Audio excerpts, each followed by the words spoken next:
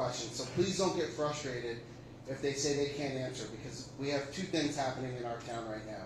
We have an active police investigation, and we also have an active investigation going on with what's going on at the school. We have to maintain a certain level of respect for the speakers. If you come up to speak, please keep your comments and your questions. You'll have about 2 to 3 minutes. That's a long time to get up there and talk.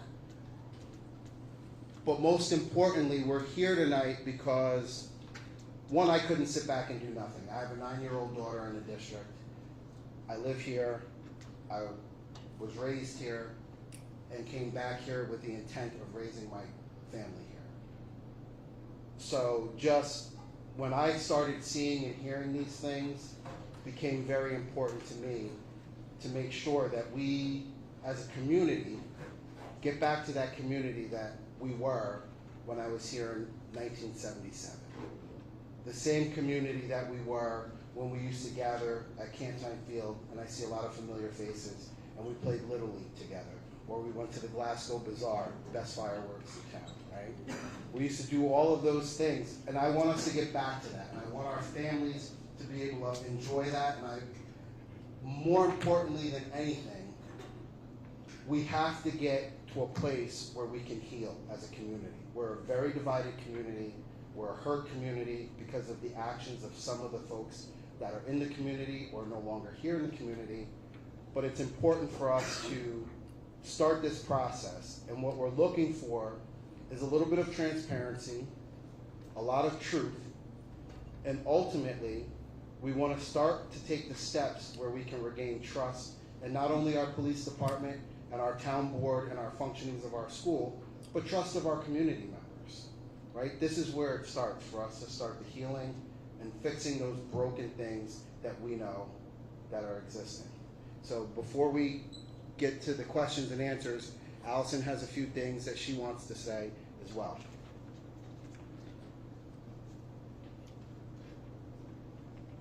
Okay, so I'm going to give a brief summary of why we're here today.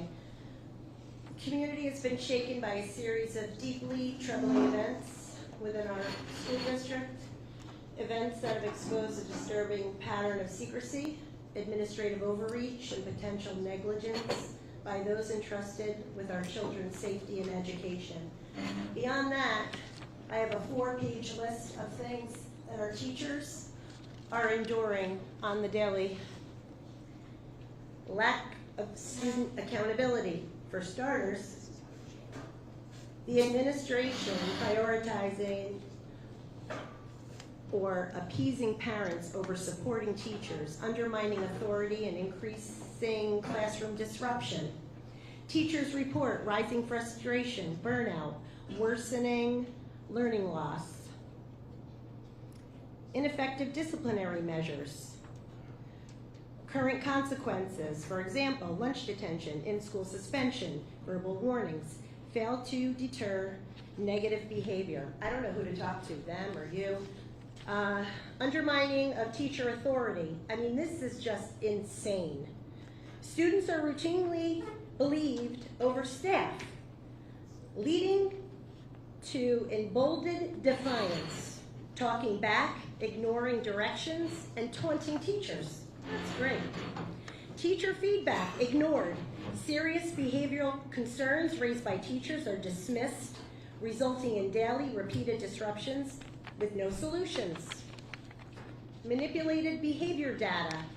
Referral data is being merged or suppressed to misrepresent the scope of behavior issues. Referral combinations skew reporting charts.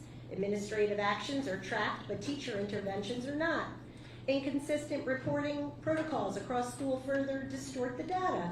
Teachers were alarmed by misleading charts shared at the year's end. Escalating violence and safety issues. Regular fights, roughhousing, and verbal assault against staff occur with little administrative response. At least 5 assaults on the teachers occurred in 1 year. One teacher right now is on her second surgery, or their second surgery, due to injuries sustained breaking up fights. Violence is minimized or excused with minimal recourse. They tell them, we'll check the cameras. Sports equipment lines the hallways in between classes. Junior high rear entrance has become unmanageable. Additional phones are needed in the cafeteria. Administrators need to physically be in the cafeterias during lunch periods. ISS should not be combined with junior high and senior high students. Building staff needs to be made aware of those students returning to the regular school day assigned to ISS or OSS to affirm care, consideration, and support. I guess the teachers aren't allowed to know who was suspended. Administration does not adhere to the seniority standard. Placement is based on everything but years of service and experience. Repeated discrimination and harassment against specific teachers, creating futile investigations, wasting time and resources, only to cause disruption. Staff morale is at an all-time low due to public reprimands, threats of disciplinary action, and a culture of distrust fostered by leadership. Passive-aggressive behavior from administrators is demoralizing and unprofessional. Disrespect for teachers' time. Administrative interruptions during instructional time, lunch and prep are frequent. Emails are ignored, reducing communication effectiveness and adding stress. Lack of professional respect. Teachers feel undervalued and disrespected by their administration, undermining their ability to work effectively and maintain student engagement. Code of conduct. Rampant dress code violations, constant cell phone use, hallways smelling of marijuana and vaping in the bathrooms are widespread and acceptable. Fire alarms triggered by smoke disrupted instruction 7 to 10 times this year. Administrators fail to address these issues proactively. Students are fed up. Many students express frustration with the lack of consequences for their disruptive peers. They are discouraged from reporting issues because they believe it leads to no action. Inappropriate phone content during school hours, including nude porn hubs, photos, fighting, widely circulate among students with no enforcement.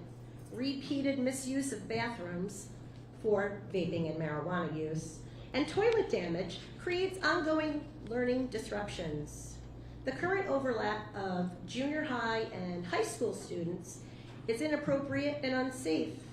Fear of the proposed 2026 incorporation of 6th graders who are 11 and 12 years old sharing hallways with 18-year-olds due to poor scheduling and room assignments. Midday bell schedule changes cause disruption during the school day. This is from the teachers. I don't go to school there. I couldn't have known any of this. This is what they're dealing with on top of this new thing that we didn't know about. So it's fair to say we need to get this under control. If anybody wants to talk, come on up. I don't know who's on the list. Thank you, Allison. I just want to remind everyone, and I know that this is difficult because there are a lot of tension or anxiety and tense feelings. But let's just be respectful of, and not saying that that wasn't a respectful tone, but let's just be respectful of the people who are here. They didn't have to be here. They came to hear the concerns of the community. So keep your comments respectful and allow them to answer your questions if they can. That's all I'm saying. Does anyone want to talk to any of these people? Everybody wants to talk on the social media, but nobody wants to talk when they're all right here. Really? I can't believe it.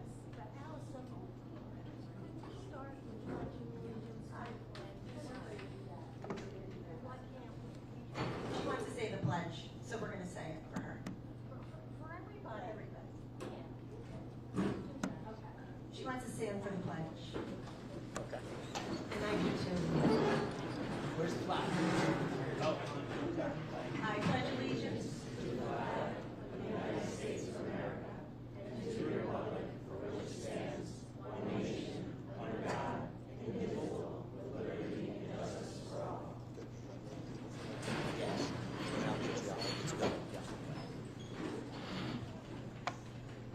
Allison, that mic goes up there. Okay. If nobody wants to talk, I'm going to turn it over to the panel.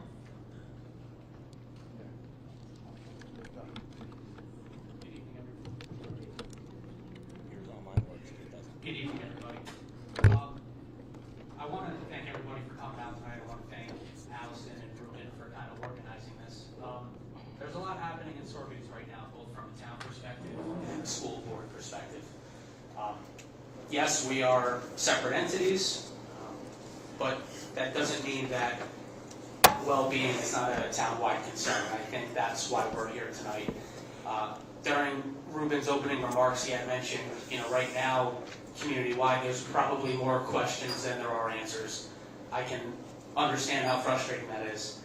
The purpose, at least in my opinion, for tonight is to hear from the community, and I think that's what their intentions were as well. Coming from a town board perspective, when we offer public comment at any of our town board meetings, we sincerely take those comments to account.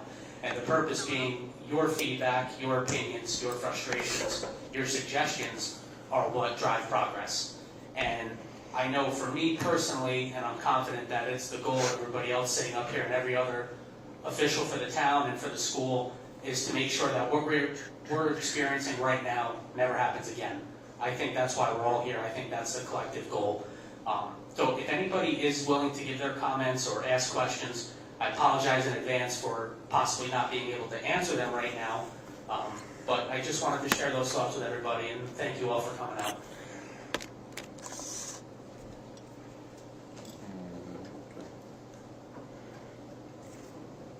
We have somebody. Come on. Yep, Yeah. thank you. There's a button right in the middle of the Button microphone. on the top. So I may not know how to. So very briefly, I found out about this meeting about 30 minutes ago watching the Albany News on both stations.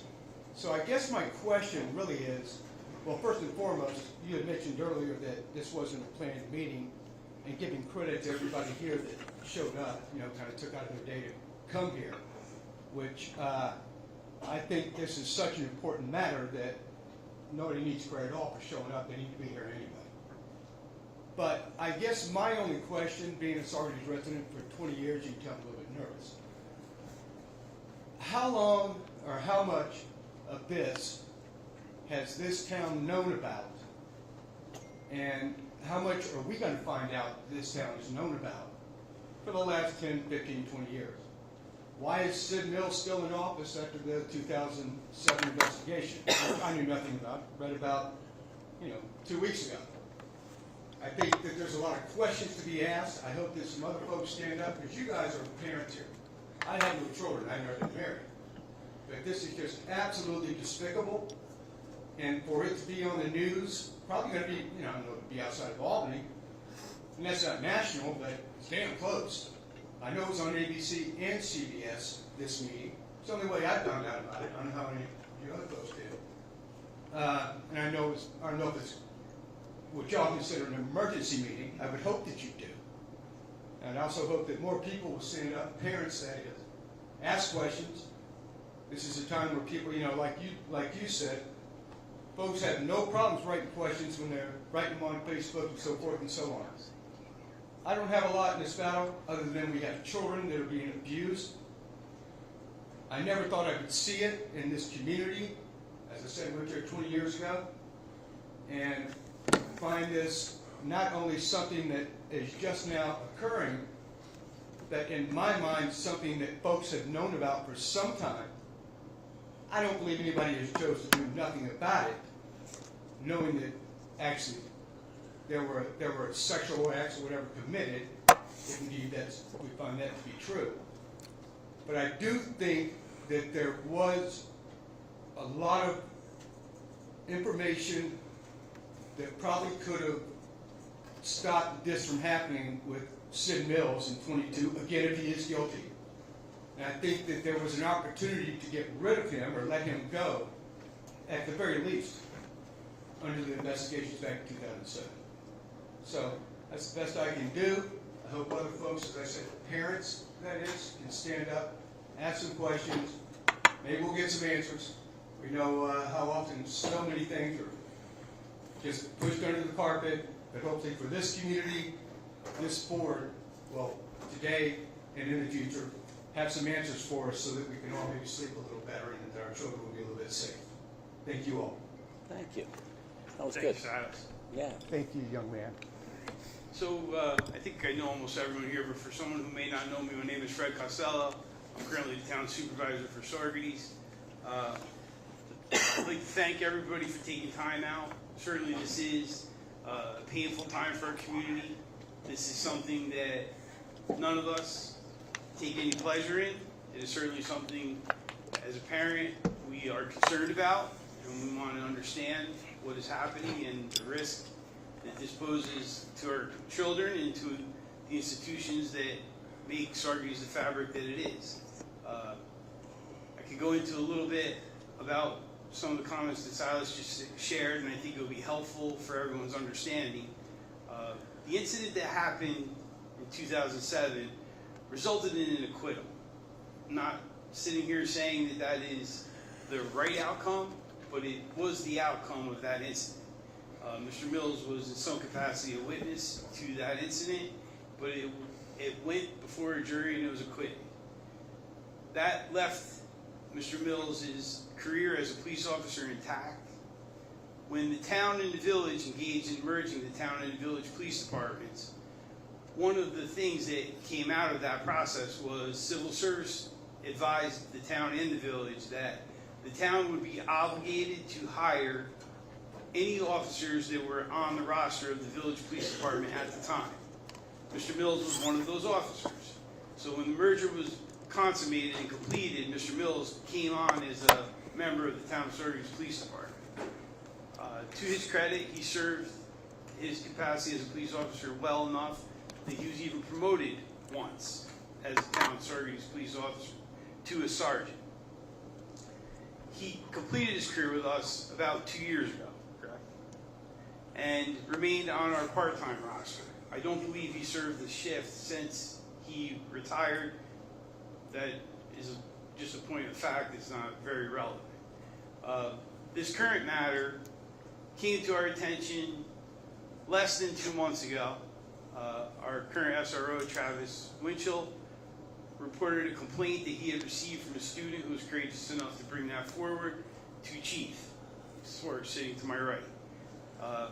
Chief Swart immediately, given the nature of the complaint, brought it to the district attorney's office, who spawned an investigation, brought that to a grand jury. The grand jury issued indictments for the 2 individuals we are all aware of. That is where we are today. The factual information that's available to us is largely to the public already, and that's exactly how it should be in the interest of transparency. There are currently 2 investigations continuing on the foundations of that. At our last town board meeting, the town hired an investigating firm to do internal affairs investigation into this matter to make sure that any residual relationships of this matter are thoroughly investigated, and if there needs to be any accountability transferred to people who may or may not have been involved. Obviously, we hope no one else was involved, but if there was someone else involved, we're going to handle that appropriately. This isn't comfortable for anybody here, including the folks that chose to come this evening. It hits us at our deepest nerves as people. This is an uncomfortable scenario. It's an uncomfortable situation, but it needed to come out. There is no way we could have, any one of us could have sat on this information and not shared it with community members who should know. Our students are going to go back to school in about a month. There should be some understanding about what happened and how it was handled. The school has a similar investigation, is my understanding. I don't want to speak for the board president, investigating potential involvement of other students or school staff. I'm confident that we are all motivated to get to the very bottom of this. And to the degree that information can be shared, we will share it. This is a criminal investigation. We certainly can't. And I, quite honestly, am not aware of very many details, which is good. I don't need to be, and as those details become mature, if they're needed to be shared with us in the community, we will do that. I think before I get too far into the weeds, I should invite Chief Swart to add some thoughts. Yep, go ahead. So you're saying that you're not privy to details? Are you saying that because you're not, or are you saying that because you don't want to answer I don't. Do you have a microphone? I certainly do. I figured you could hear me. Silas asked if I was privileged to details and not willing to share them, or am Actually, I? how you do it? Yeah, you got Hello? You got it. Actually, my question is, are you truly not privy to details? Are you simply saying that so that you may not have to answer some of the questions that folks in this room might have? I will answer to Okay. the best of my I ability also the question. want And to congratulate you, sir, on the investigation. Absolutely 100%. You guys went out of city, went to the proper authorities and had this thing investigated. So kudos to you. Thank you. One more thing. Yeah. But there again, here we are with the second offense, and not under your administration, but under the last chief, where we had Dion Johnson, wherever the hell his name is, 2 years ago, year and a half, whatever, which is also where we have sexual, not necessarily sexual assault, but, you know, with the women, or what would you call that? Where it was Inappropriate conduct. with women and so forth and so on. So where are we failing in respect to, we have officers here in our department is not that big, so where are we failing in respect that these officers are out, you know, doing what they're doing? You know, this is 2 times in the last 2 years. Also, I understand that Sid Mills was acquitted back in 2007, and I understand that there might have been legalities by which he has to keep his job. But I would also expect that they're, knowing that there are those allegations, that here we are again 15 years later, and they hold true once again. Again, they are still allegations, but where are we losing focus where we have 2 officers in the last year and a half, one's been fired obviously. I think the last one was kind of a cover-up, probably why the last chief lost his job. I don't think this is a cover-up at all. As I said, I think you were absolutely fabulous in the investigation process. So I apologize if I offend any of you. Again, I'm speaking as a non-parent, so, and I'll leave it at that, and I won't bother you gentlemen anymore. Thank you. The only For not comment- bothering you anymore? No, for your comment. For your comment. The only Good comment one, Silas. Good one. Silas's comments is we take very seriously the public's trust. Chief Barbario, when he came to Saugerties after a period of time where we had some controversy in the police department some time ago, I remember his first meeting with the staff members was, if we can't police ourselves, we can't police the community.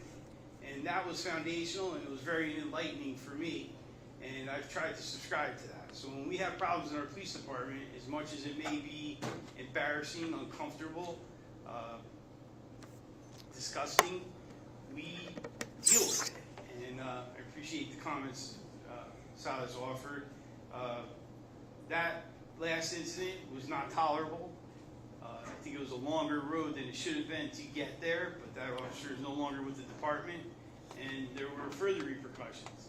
That was very disturbing to the department, as this new incident is. I want to take the opportunity again to commend Chief and his steady leadership and relationships that the SRO has developed with the individual at the conference to go to him with that unfortunate accusation. So I would love to say to you honestly that don't worry, this will never happen again. None of us can say that. The reality is these institutions are built by people. People make bad decisions every day. We know that. The important part is how we respond to that and the policies and procedures we have in place. One of the things that happened under my participation in town government was our police department became accredited. That is not something you take lightly. We have adopted hiring practices that mimic, in many ways, what the state police use for a reason. You know, they're kind of the varsity club in policing in New York State for sure. And their best practices are something we try to emulate and adopt. We don't have the resources that they do, but we do the best we can with what we have. New officers go through pretty thorough background investigations. They go through physical examinations. They meet with a therapist who advises us whether they think they're mentally capable of handling the work of being a police officer, which has become increasingly challenging over time. We stand by those standards. And if you watch town board meetings or read the paper, you know that there's a crisis in hiring in law enforcement. And one of the things we have resisted is lowering those hiring standards. We're not going to do it. We want quality young officers to come to us and want to work here. This situation doesn't help, but there's 13 or 14 people working over there that had nothing to do with this, and this stains them, unfortunately, as well. But they had nothing to do with it. They're not. They're out there doing the hard work. They're making sure our communities are safe, our streets are safe. And quite frankly, our children are safe, and they're going to continue to do that work. No, I did it. Do you want to speak again? No, I think you did a good job. Oh, thank you. All right. Okay. Good evening. Before you begin, there's a couple things that came up. Somebody touched on whether Sid worked or not. Sid did not work a single shift once we were made aware of the issue. So that he was not working for us at all since we were made aware of the issue. Silas brought up Dion. I came on the board about 6 years ago. I made it my mission to get into the inner workings of our police department, and over the past 6 years, we've made some great strides in changing the way we operate, and changing the administration as a whole itself. I feel that the issues with Dion came from the previous administration, and the changes that we've made moving forward with the new chief and peers that are at the top in our police department will help make sure that these problems don't exist moving forward. Fred's touched on the hiring practices. The board has become more involved with reviewing our candidates, rather than just face value on a sheet of paper saying, oh, so-and-so wants to come and be employed by us. KJ makes available that candidate's employment record, their background. So it's not just a PD thing anymore. It's a town board as a whole reviewing those candidates. So I'd like to jump in every now and then when a question comes up. I'm jotting them down. I feel that we are discussing as much as we can, and what we know. There is still litigation out there from the prior administration.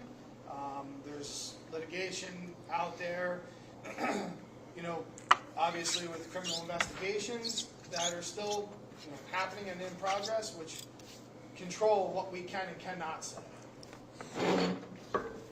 Thanks. Thank you, Thank you, Mike. Amy? Good evening. As a parent of a female wrestler for Saugerties Wrestling, I am as well. Just want to express a couple of things. One is that counseling was offered to the team. I would hope it was also offered to the boys, because this does not just affect the girls, this affects all of the wrestlers in Saugerties. But not only should counseling be offered at the school, it should be offered off campus.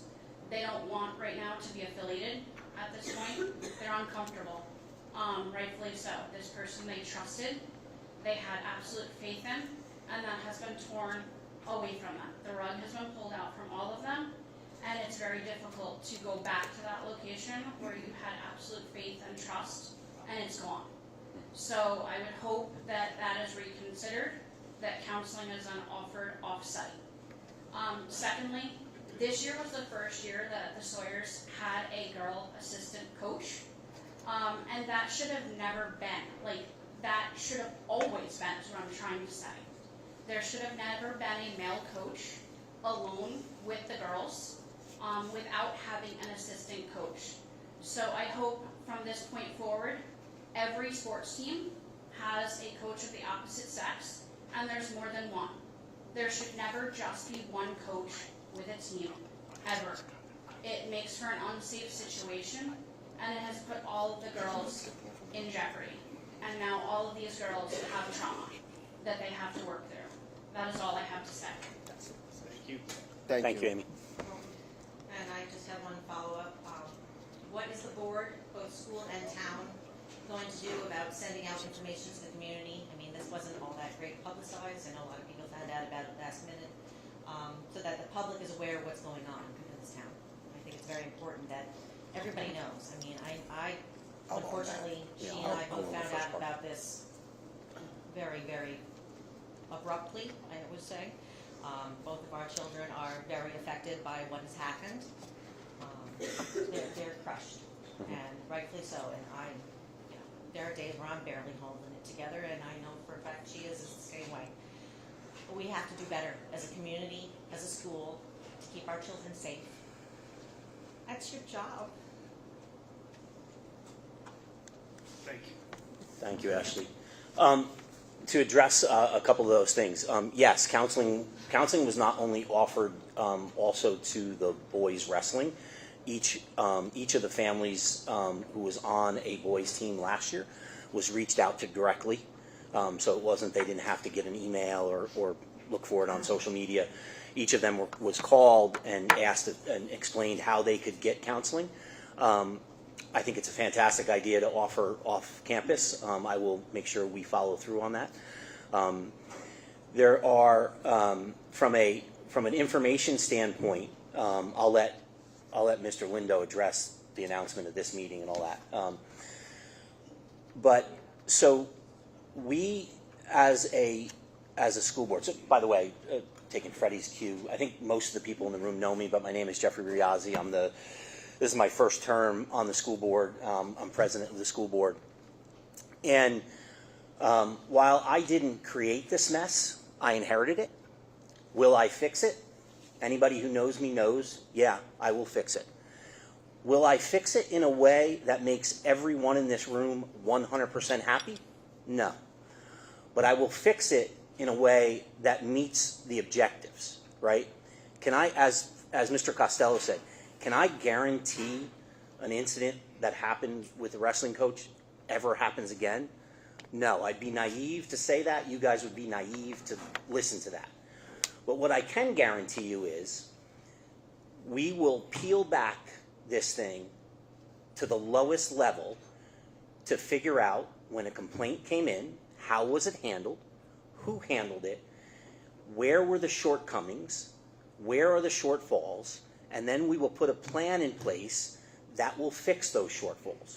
So that, like I said, I can't guarantee it won't happen again, but if it happens in the future, it will be run down to the best of the policy and procedure and personnel capability. There's another thing I'll address, and I can address things here that I can't address in a school board meeting. There was a big, I know there was a big clamoring for people to be suspended the other night and immediately put on leave. I'm not a fan of guilty until proven innocent. I'm also not a fan of having people out on leave and not able to participate in the investigation. At the end of this process, where we have an independent investigator, and to clear something up, it is not a law firm doing the investigation. There are two components to our investigation in the school. One is a individual independent investigator that has zero ties to the Saugerties School District, to the Saugerties area. And they've done multiple investigations of sexual harassment, severe sports hazing in schools. They are a retired criminal investigator, so they know how to peel back the onion. And the recommendations that I checked on this person, everyone who has no idea who I am, said the amount of information and the report we will get will blow you away, Mr. Riazzi. The level of detail we will get. Now, we have to take that level of detail and implement the plans, and we will do that, okay? But back to the administrative thing is, at the end of this process, will there be people held accountable? I don't know. I'm going to let the process figure that out, so that at the end of the process, I have zero loopholes in that accountability. And I can't have somebody come and say, well, you talked about this back in August, so this gets washed away. I want zero loopholes in the accountability so that this doesn't happen again. on the letter that was read to start this meeting. I would love to have the letter. I've never had a teacher in my 2 years here, I shouldn't say that, I've had nothing with that level of detail. And I'm sorry. Send me your information. Send me your complaint. Directly to me. Send it to me. I'm the president of the board. Send it to me. I don't abide by a long list of complaints, but then I hear, well, teachers don't want to work, teachers are afraid of retaliation. Come talk to me about retaliation. I will guarantee you there will not be a retaliation. That is unacceptable. It's unacceptable in the corporate world I work in. It's really unacceptable here. Okay? I will talk and work with anybody. I am willing to listen to any constructive solutions, constructive feedback, and ideas. The more people that we have engaging with us, the better.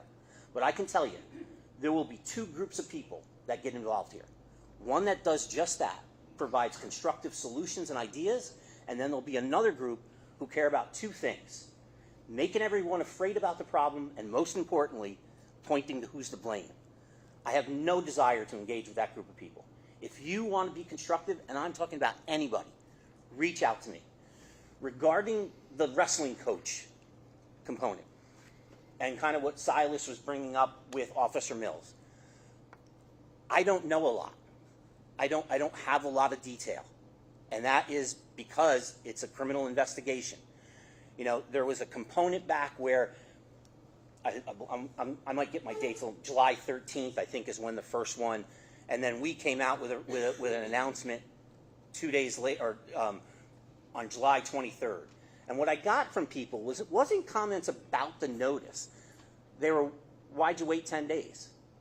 I knew when Officer Mills was arrested. I don't know if you have, you might have a spouse or a relative who's in law enforcement, so you found out behind the scenes or whatever. I knew on July 13th too. I knew that retired, that former teacher was going to be arrested. What you didn't have, and what I had, was the Ulster County District Attorney telling me, do not release any information until that individual is back in New York State and arraigned on charges. And it's the same thing I was saying before, because what he was saying was, I do not want any loopholes that information was released by the school before I have him back here in the state and arraigned on charges. So all I would caution, reach out to me. Really. Ashley sent me a couple emails this week. I responded as quick as I could, and not with, thank you for reaching out. I engaged in a conversation. I'll engage in a conversation with anybody. The other thing I caution is, if you have a piece of data, don't operate it within a vacuum. There may be other pieces of that information that you don't have. So when we say, transparency, that's a wonderful 12-letter word. It's wonderful. But there are components to transparency. And when this report is done, am I able to release 100% of it? Probably not. And that's going to piss some people off. What I will release is, I will release what I can, and I will release the plan and the shortcomings, so the district knows, so the people in the district know where we were shortfall and know what we're going to do about it. That's what I can promise to everybody. Okay? Thanks. Go ahead. Yes. Can you come to the mic? You know what? You sat comfortable. I'm going to be comfortable right here. Go ahead. You have a board. Yeah. I'm a parent. Yeah. Grandparent. My grandkids are in school. Great. So we have a board, and if no teachers come forward, I, as a parent, when I finally hear it, you don't hear it, but when I hear it, I got to bring it to you so you can solve it. Why does our board not know what's going on in the school with all the physical assaults? I got the videos. I pull them off my daughter's TikTok. As much as I can, I try to follow what she does, what goes on in the school. But you're saying it's our fault because we didn't bring it to your attention. But teachers, they're afraid to speak up. That atmosphere is what goes on in Saugerties Central. So I'm the guy on there that's saying, you know what, we need to cut the head of the snake off right at the top and start over here, because our kids are not safe. Okay. With the assault, sexual, physical, just how the teachers feel, they won't even speak up here. And you didn't even, I don't know if I missed the introduction, but I didn't even know who you were. Yes, I know, I introduced myself, you missed it. Okay, I thought this was a town thing, I came in a little late. But No. yeah, I called for, it's over with, because I have to in a month send my daughter back. and I'm angry and I'm frustrated and I can't protect her. I have an app and I go on it and I see my daughter's icon and it floats over that school. And I felt a sense of security. It was a false sense because I found out all this that's going on. And it makes me very angry and I don't have a filter. So that's why it took me a minute to speak. But I'm the guy who's going for it. I say let's start over. I say accountability. And it shouldn't be me that has to come to you or email you and say, hey, what's going on here? That's why we have the board. Teachers won't speak up. That's an issue. Where's the union president? Who's speaking? Who's helping the teachers here? The administration. You're pretty close. I listen to the minutes. Dan Ursig, he's the only one that speaks, and nobody gives pushback. The new policies are not working. Our kids are hurting because of it. Who's giving the pushback? I get it. You've only been here a year or two. But you should know more than me. What about the band teacher? Is that a secret? Or can that not come out yet? My daughter's friends had band. She didn't, but thank God she did. Okay, so let's address, can people hear me or do I need to speak into this? Just for the television. Oh, okay. So I take your concerns, and I don't say that the things that you have on your app or your video thing that you're able to pull, we haven't seen. I'm not sure what you were talking about when you said Dr. Ursig is the only one who speaks and we never push back. That's, I'm not exactly sure what you mean by that, but that's okay. Regarding the band teacher, right? There was an incident with the band teacher, which we found out about, and we acted quickly. And what I mean quickly is, what? That was going on for months. For 2 years, the kids were complaining about it. I was hearing about it at home. Other students were talking. How did you guys not know? How did you not know? How did you? There were components that you have to follow, and there were things that we put in place to understand what was going on. Okay. Everyone knew that. Hold on, one at a time. Yeah, If you want- 1% at yeah. a time. Because I think it's productive if we all take our turn and respect when someone else is speaking. It'll be a better Yeah. dialogue. Oh yeah. Can you? If Danielle is done, Lauren. Yeah, go ahead. Yeah, go ahead, Lauren, if you want to talk. Yeah.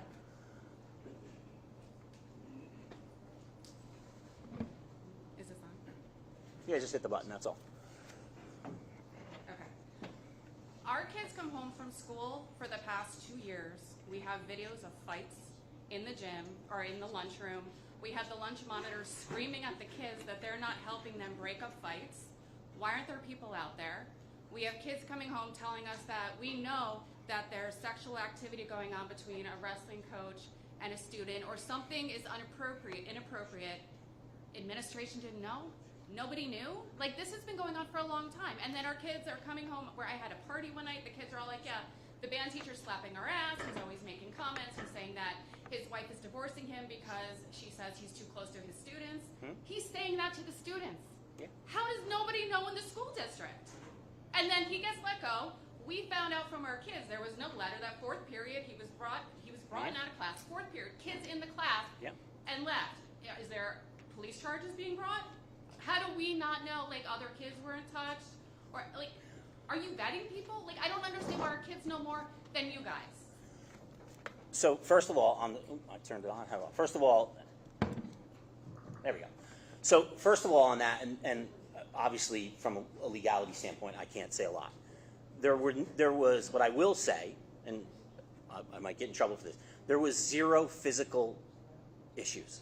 It was text messages and emails, and ma'am, you're going to get back up and say you heard something. I'm going to tell you it was investigated with all the students that were involved, and those parents were all talked to individually. The parents of the students who were involved, who came forward with the messages and with the emails, were all involved. Now, you make a valid point, and I said this to Ms. Sanders before. We have to figure out how we notify the public when something like that happens that gives you the necessary detail but still maintains confidentiality. Because even though they are a former employee, anybody in here who works for a union understands there's certain things that you still can't just let go. And also there's certain things that don't need to be, right? So it's a matter of, should we have sent out a notice? Probably. Will we in the future? Yes, and we will figure out how to make all the parents available are aware, not just the ones who were involved in the situation, while still maintaining confidentiality and privacy. Yes, it's another thing. We will do better at it. And then my other question is, Yes. I'm not clear. The investigation with the school, is this for Kapler, or is this for the administration who knew about it? It's all the same thing. No, it's not. Yeah, yes, it because is. Oh, yeah. No. Let me tell you. Please don't tell me what my investigation is about. Don't be disrespectful and rude to It me. is everything. It is looking at how the complaint came in, who knew, how that complaint was handled, what policies we are missing that let something slip through the cracks. So it is all the same thing. I don't differentiate looking at the administration or looking at the Kapler thing. Those are all the same thing to me, and it's all in that investigation.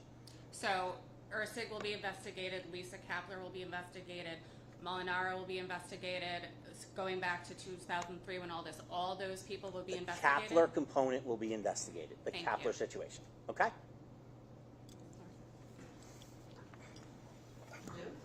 Yes. Hi, Lauren. I'm a parent. I had a daughter in the music class with that particular teacher who was 12 and came home and told me what she heard, and I was deeply disturbed. She also was a young female wrestler this year. I am very happy she wasn't last year. But I do have some concerns. I think one of the things that I keep hearing is that the board is a separate entity than the administration, and I think as a parent, when two kids come to me or students come to me and say, so-and-so did this or so-and-so said that, I look at it through the lens of, who's telling me? And if a kid comes home and says, oh, I got yelled at today in school. Well, why did you get yelled? Well, my clip got moved down. No, your teacher's teaching you discipline because you forgot to have your assignment book signed. That's not in trouble. I feel like we have a lot of hysteria on the parent side, like, oh my God, they yelled at my kid. But on the flip side, something that keeps coming up that is very bothersome to me is I hear that the board really doesn't have a full understanding of what is going on in all the buildings. So my question is, do board members pop in the buildings unannounced and just walk around? Is the information you get filtered? Is it filtered through one entity, multiple entities? Because I feel like if you have a community of people saying we've heard things, or we've called the school, we've written the school, and they're not getting the answers, but then if you skip them and go to the board, there's supposed to be a channel, and you don't want to disrespect that order. But I feel like we need to really hear what the community is saying, that the board may not really have a full understanding of what's happening. Yeah. And I agree. And, I think too, like having having two girls in the school, one's going into 8th, one's going into 10th. One of the things that was brought up on the bullet points was the dress code, for example. Okay. I've seen some very questionable things myself. When I was teaching full-time, I wasn't afraid to address it. People are afraid to address that. Okay. But it's, when my daughters are walking out of the house, if their bra strap is showing, I'm like, no, we're not doing that. And I understand all parents aren't that. Yeah. But we have pages of a code of conduct that is beautifully written and very specific, but I urge the board to really consider how that is adhered to. Because I think if you have rules and stipulations and codes that are not consistently followed, as a parent, again, you can't tell one kid one thing and one is another. Right. I think these are we just keep hearing the same things over and over again. And I think that if we really want to break through, we need to figure that out. Okay. And the other thing I want to say is thank you for addressing the comments about, oh, we should get rid of so and so. I do have a concern that because of how the information is received, I do wonder in the investigation, does the person that the board hired, district board hired, do they get their information filtered to them too, or do they have full access to email and files? Like how does that work? And then lastly, does the board have, do you guys look into different reports? Like we have the new DASA reports, there's violence in the workplace reports.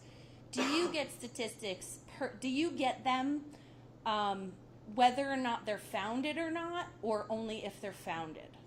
It's a good question. So I feel like there's just a lot of information. So if I can take some of your things, so Thank you. paraphrasing a little bit, right? You're basically saying we have a great code of conduct. Mm-hmm. You're not really sure if it's implemented correctly or policed right, for lack of better term. I should use that word tonight. Jeez. You know, consistently. Consistently. Yeah. It's not consistently. Okay. Right.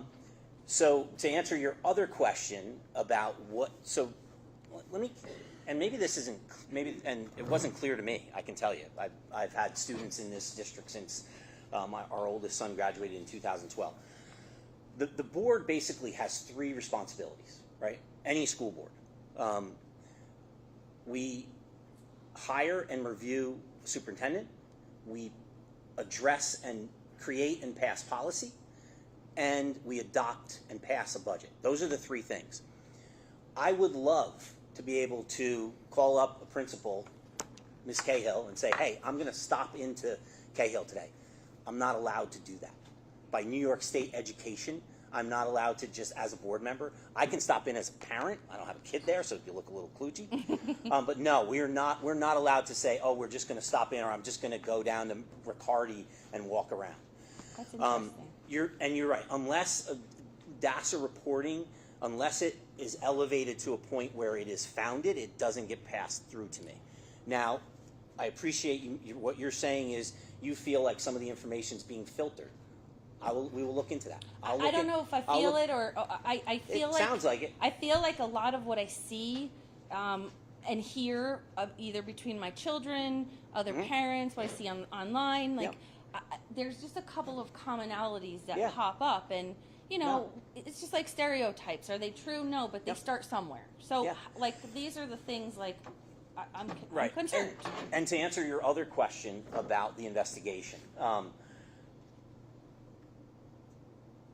straightforward answer: yes. So they will have access to whatever they need. They do not report to the administration; they report directly to me. So. It is going to be my job to clear any obstacles, which I tend to be pretty good at. And I will clear the obstacles. That investigator, who we are paying, will have access to whatever they need. So, you know, there's thing that I'm seeing consistent here of look at what information is coming from the board. I understand why Mr. Mayor is angry. Not upset, he's angry. And I would be too. Sure. If I saw videos of things or I had a daughter in a particular school and things weren't being, as a parent, I didn't feel like they were being addressed, I'd be angry too. So all that stuff doesn't bubble up to the board, but we'll look at seeing why and seeing what happens and what comes to us. So, all right. Thank you. You're welcome.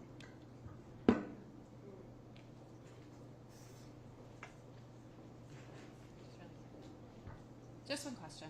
How can you ensure that? Because I think as parents, we all realized along the way that the school board are not our enemies. I'm sorry.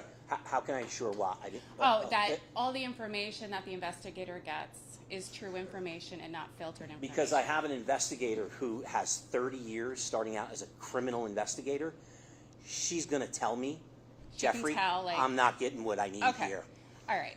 If it was somebody who, you know, didn't do this for 30 years and didn't start out as a lead criminal investigator, I'd be a little weary, and I'd be as weary as you were. I have to trust that this person's going to say, Jeffrey, I'm getting stonewalled here. I've asked for some really simple things that you should have. Either if they don't exist, we have a bigger problem, or they exist and I'm not getting them. Okay. So yeah, it's a great question. But what happens Yeah. if they exist and they were just recently created? How will you know? That's what I'm saying. If you have access to things that ordinarily you wouldn't, for instance, if you're getting... I'm sorry. Start again. I didn't understand the first part of that I question. don't understand how you can think or assume that if people or employees in administration have access to the things that are being investigated, how does that have continuity? That's all I don't understand. So the I still documents, struggle. the computers, the history, if those people have access to the very thing you're looking for the information, Yeah. how is that, I don't understand how that would be a good idea. Oh, I think she's So you're saying that somebody now knows How they're do you ensure it's the original document? How do you ensure it's not manufactured? How do you ensure? It's a good question. I'll talk to the investigator. To me, it's just, what the investigator does. it's just cut and dry. Like, we're investigating you, get out of the office. That's it. Thank you for being patient. Yeah. Hey, Karen, you're up. Oh, thank you. I have a little bit of something for everybody. I think I'm just jotting stuff down as we talk about it. One of the big things was communication and how the board doesn't know what's going on in the schools. I think a lot of it has to do with there's a huge lack of communication going up the chain. So there's things that happen that don't come to you. I won't really get into the bullying of, elementary school. But the biggest thing for me is my son at the ripe age of 12 was sexually assaulted on a school computer. The computers, those laptops, are not secure. Okay. I'm sure many parents in this room probably don't know that. I did not. You say, can I ask a question in the middle, so you don't get too far along? When you say that the information is not coming up, not getting is coming up, where do you think it's stopping at? Is it stopping at the teacher? Is it stopping at the principal? Like where? In my particular case, it stopped at Dan Ursig. Okay. I had a phone conversation with him. I let him know exactly what happened. He assured me that, he would send a memo to parents, let everyone know these computers are not secure. Okay. Nothing happened. When was this? This was 2 years ago. He was in 6th grade. And of course, that's something that is, in a public forum, maybe violating a little bit of his privacy. But this is important. Yes. It was a webcam site that was not blocked by the district. These kids are on these computers all day long, and they're not doing schoolwork. I see quite a few teachers that have had my son in their class, and they can tell you if they have access to do it, they are not learning. Okay. These kids are not learning. That is one big issue for me, and just to shed light on the lack of communication, because Dr. Ursig did nothing, and that's disgusting. I'm sorry. No, you don't have no reason for you to be sorry. As far as the investigations that are happening both by the town and by the board, what is going to be done, how public are these findings going to be for citizens, both town and school board? I mean, obviously names redacted and things like that, but... like I said, there is going to be, we will release as much information as we can that does not impede a criminal investigation, right? Because our investigation will be done way before, like, knowing how the courts work and all that. Our investigation will be done way before, any court proceedings happen or things like that.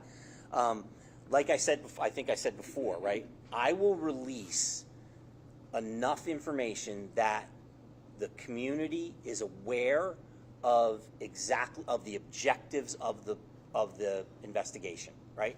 So if the investigation is to look at how that process, what fell apart in a particular process, where are those shortcomings, and then what are we doing to fix that? I will release all of that. There's no that's all public information, right? Are there going to be components of that investigation that are hit confidentiality and things Of like course. that, I'm going to have to deal with that. I hope to minimize that, but I will have some union lawyers in our ear going, you can't. I will also have the district attorney, I'm sure, in my ear saying, you can't release this right now. You can release it at some other point, but not right now. But I will release as much as I can that keeps the community up to date on what we're doing. Okay? And you have your piece of that. So or whoever is going to. I can't say more than that. Okay. As much as we can.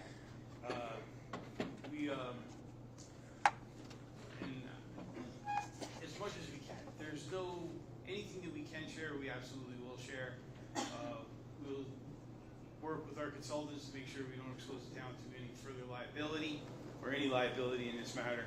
But we certainly want any relevant information that the public should have to get to them.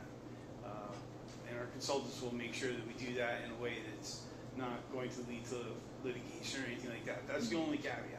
Right. But we're going to Okay. share everything we can. Just to make sure, I just want to throw it out there early enough. Now, everybody hear me? No, it's still up here. Is this one? All right. Who's that one? There we go. Just so everybody knows, and you can look it up, so you're prepared when these reports are completed, that civil rights law, New York State civil rights law, that's 50B, I think, covers some confidentiality of reports when it involves a victim of a sex offense. So I'm just going to throw that out there. Take a look at it. It's 50B, civil rights law. And I actually do have one question for you, and it might be both board and chief of police, but there's a lot of things circulating on the internet about the SRO. And it seems there might be a correlation between him bringing this complaint and then the possible removal. Can you shed some light on that, maybe curb some rumors? Yes, I can. Had Perfect. zero to do with it. Perfect. There was zero. I commend Officer Winchell in his actions with the complainant. It had zero to do with it. I can't be any clearer. Okay. Thank Okay?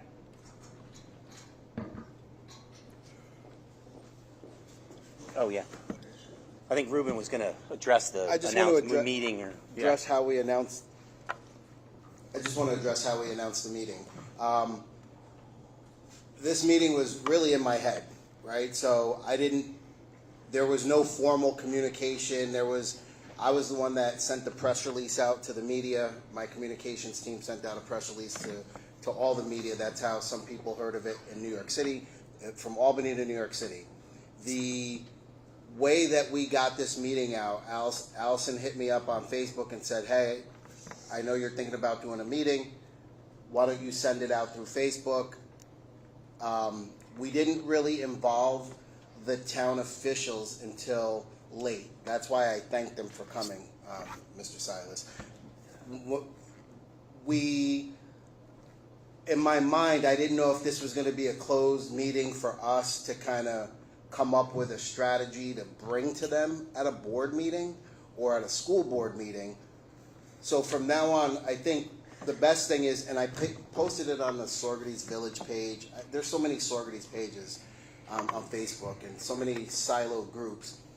But I think the best thing, if you see something that is put out about a communique about these type of meetings, because this won't be our last meeting, right? And I want to just be clear, I'm only sitting up here as a moderator.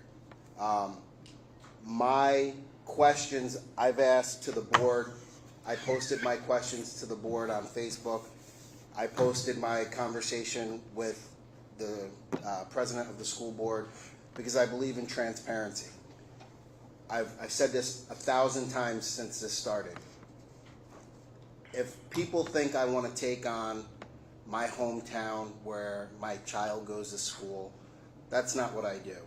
I have bigger fish to fry, right? We're in the middle of one of the biggest cases in the history of the state of New York with 30 corrections officers and 2 deaths. That's what I do. That's where I want to focus my time, besides being a father. But when this happened, it was too close to home. I have an 8-year-old daughter that I have to turn over to the custody and care of the school. And just like this gentleman said, my stomach turns thinking that in September, I have to send my baby into a building that I can't protect her in. And that's the only reason why I did this, because I know how hard it is as a parent to not have answers. And you know, we had a lot of questions. I have probably 40 text messages as we're sitting here of questions from people that want to know answers, most of them involving Mills and Kapler. But I want to go back and correct the president of the school board real quick. Yes. What did I do? We have to be very intentional. This is being covered all over. Mr. Kapler was not an educator. He was not a teacher. No.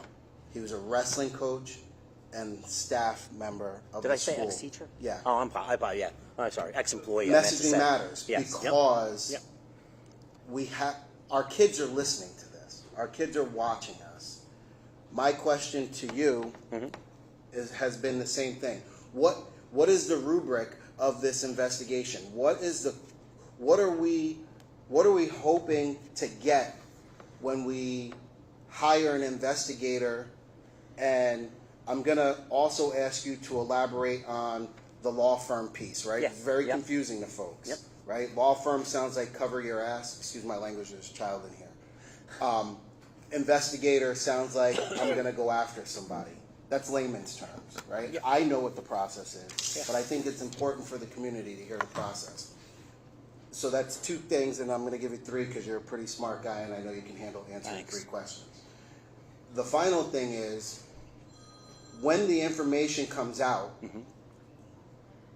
and you release what you can, because I know you're duty bound by law to certain things, are you going to make the information available expeditiously? Because that makes all the difference. I think that there are situations that's happened at the town level and the town board, and we'll address that at a town board meeting. This isn't really turned out not to be the forum. The problem with transparency is the delay in information, right? So like now you let me sit on this for a week, you let me sit on it for 10 days, and I know the investigation thing, Yeah. but in my mind, I'm like, oh man, they're back there doing the same Saugerties stuff. It's the old sweep it under the rug and step over the dog poo and keep going. I want the information just like everyone else, but I'm expecting you to deliver the information in a timely manner that allows us as parents to make decisions. Because I'll tell you right now, I don't want to send my daughter back into that building. I agree. I wouldn't either. Yeah. I would say something, but I don't really want to get off, so. But I don't blame you because, and I'm speaking as a parent, and I'm a teacher at your daughter's school, but my daughter was the subject of a sexual note this year. I was approached at school, and I thought that was like not really appropriate because I was working during the day, and I was like, can you contact her father and tell him about this? And they did, and it was handled poorly.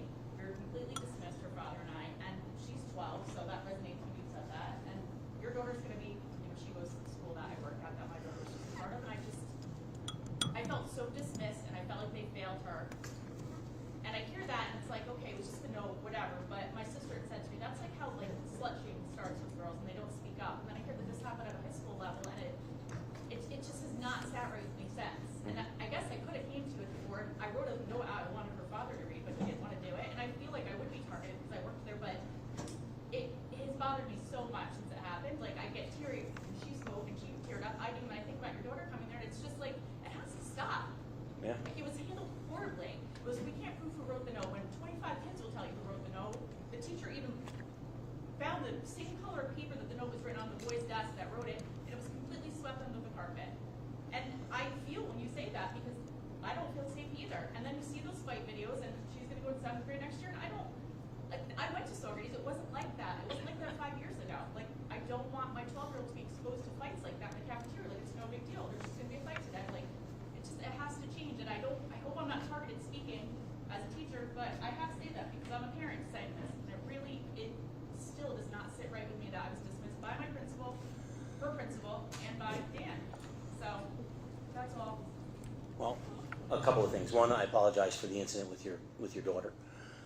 And number two, I apologize that you felt it was swept under the rug, and Yep, and you didn't, regarding targeting, I don't you, feel no, that, and I actually feel like I can say it. because okay, well, it's but, gotten so big now, yeah. that girls were actually sexually abused, so, Okay. no, I'm gonna say it, that, I shouldn't be, because, No, I agree. this is my reality. I It agree. happened, and maybe they felt like, oh, well, Nancy's a teacher there, so we don't have to really, she's not gonna say anything. It keeps me up at night, I'm so pissed that this happened. Right. That it wasn't handled right. So, obviously, I hope you wouldn't be, right? And that's not the way we should be operating.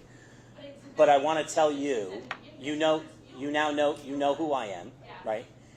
If you get an inkling that you feel you're being targeted, I want you to come to me, okay? You don't have to copy anybody else. Send it directly to me, and I can guarantee you I will set up a conversation with you. I just wanted to say it because it's establishing a pattern that clearly they dismiss things of this nature.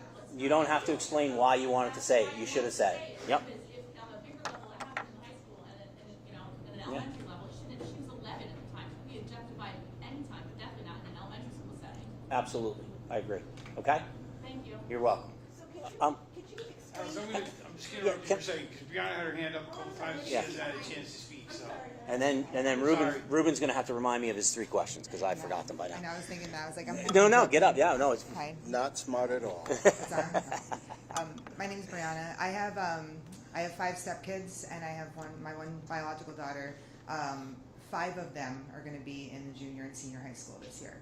So I have 2 boys in the senior. I have my stepdaughter, my stepson, and now in the junior, as well as now my daughter and my other stepson. Mm-hmm. All right, this is really concerning for me because this is when they're all in there now. Okay, and it is a very scary thing. I'm just kind of taking it all in. Again, Ruben, right? I just saw your post. My daughter's father texted it to me at work today, and I was like, oh, I'm going. Because I know a lot of, there's a lot of hearsay that I know about certain things I'm not going to repeat because it is just that. But everyone that spoke is right. There's a lot going on, and I know for a fact that, the school the junior and senior high put a lot of time and effort and resources into making sure that kids don't smoke, they don't vape, they have these special sensors to make sure they can't vape in school, and if they do they get suspended, and there's all these safeguards to make sure they don't do this, that, and the other. But are those same safeguards for the hiring of the staff? Are whoever is on top's kids that get hired, are they just carte blanche, can do anything they want? I don't know how that works. I know how small towns can be, and I know that, hey, a guy knows a guy, or your parents has this name or that name, and you just get in. No questions asked.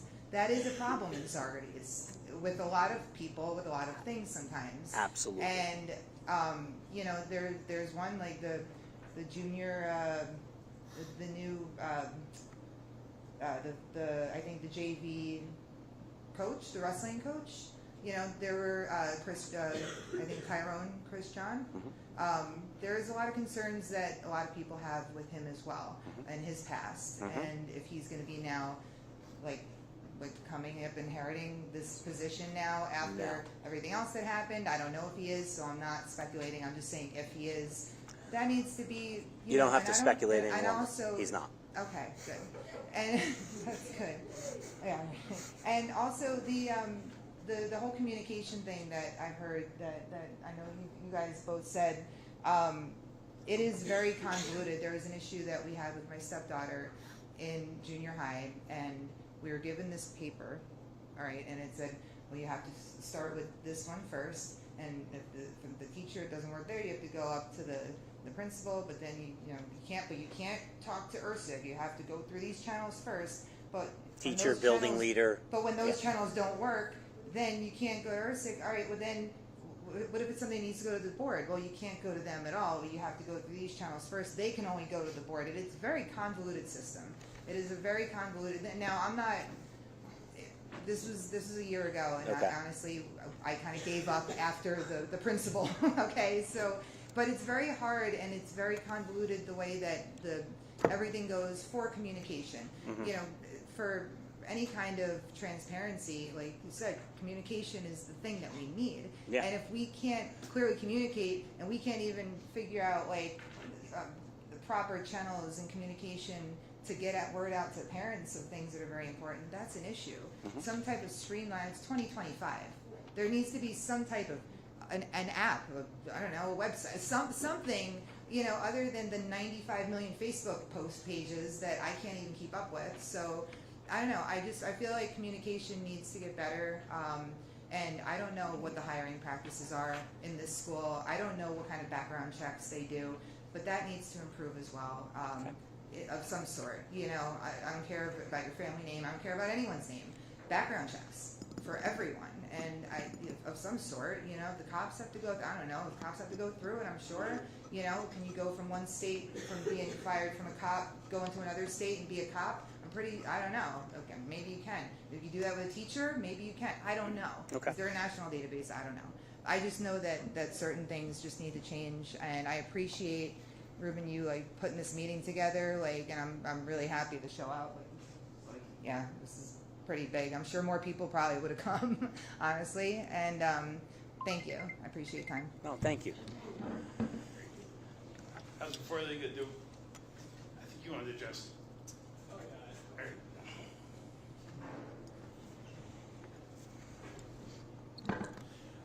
My name is Isaiah Hilferty. I have a 12-year-old and a 7-year-old in the district.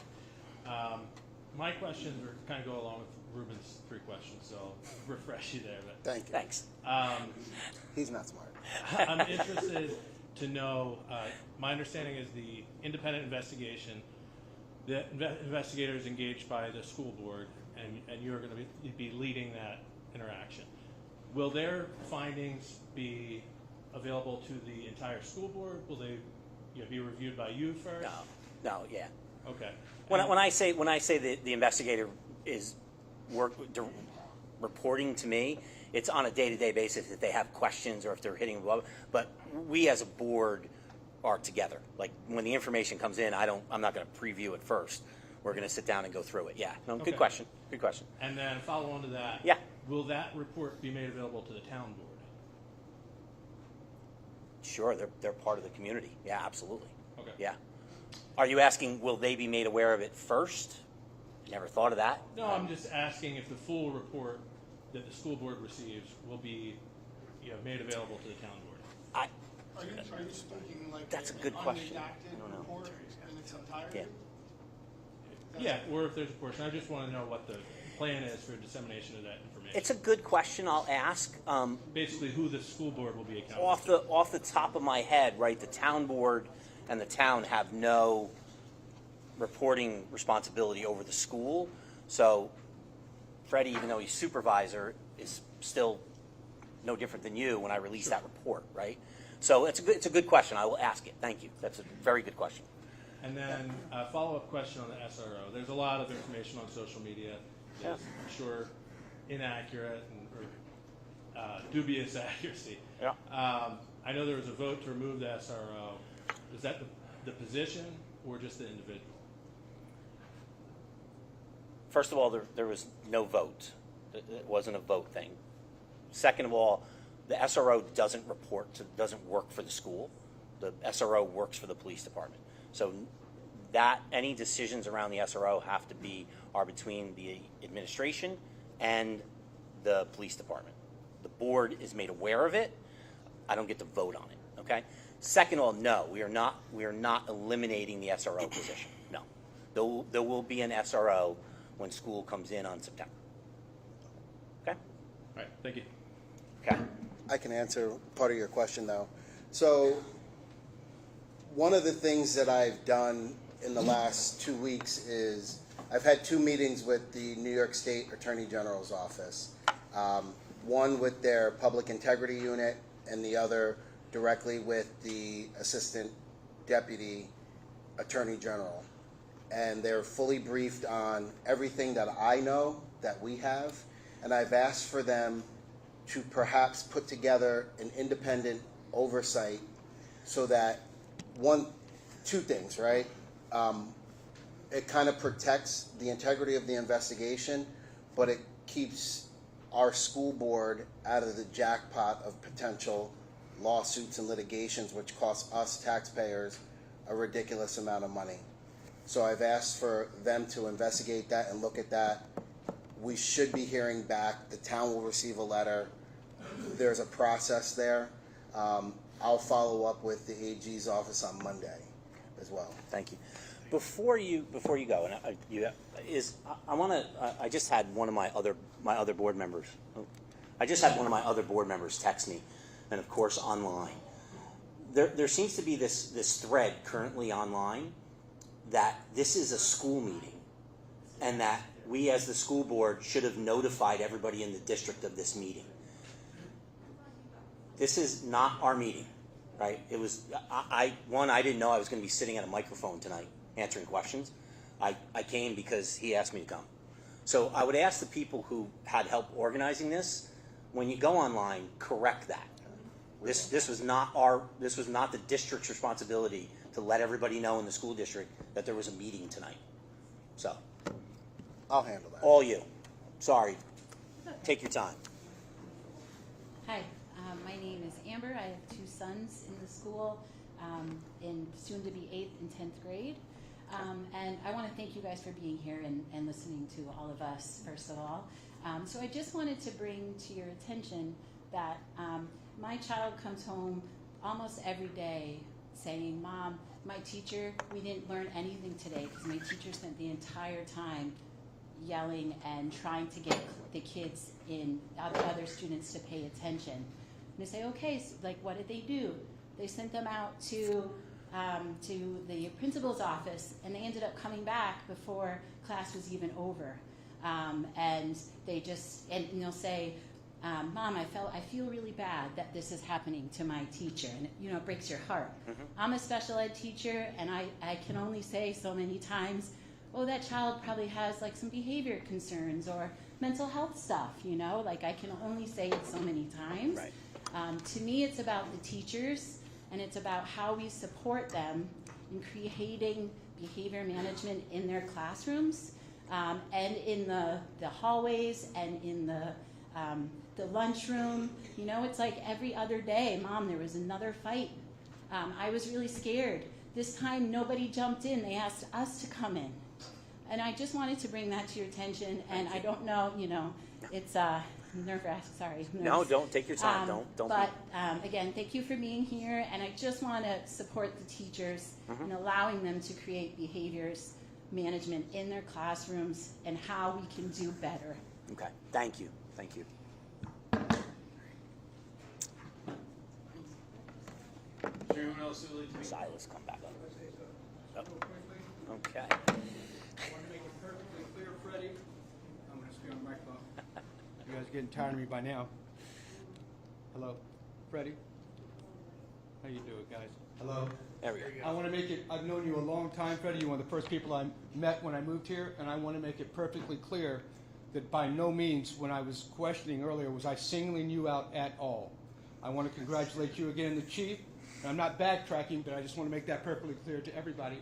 And it certainly seems like, though we have these allegations with these two folks, it seems like that's just the surface issue of what's really going on in this room. It seems like you guys got a lot of communication work to do.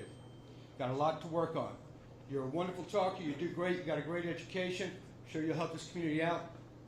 I know with this gentleman here that we were talking, I did overhear that he was obviously rightfully so with everything that's going on. And I could be wrong, but I believe that I did hear you say to him, "Don't tell me how to run my investigation." Something No. in regards to Mr. that? Mayor, did I? Or No. to her? No. Okay. Then I No, misspoke. no. What I said was, we haven't released exactly what the investigator is in. Okay. So anybody in this room who's saying this is what the investigator is going to go do Right. I is thought- hearsay. It was it was a generality. It was generality. Okay, very Yep. good. Because as emotional as everybody in this room is, we as a group have got to stay focused. And I was just wanting to point out that I hope, because sounds like you guys are on the right track. And It's 100. this time I mean it. I'll leave you all alone. No, it's okay. Thanks, Silas. Thank you, Freddie. So starting to address. I just want to ask Jeff.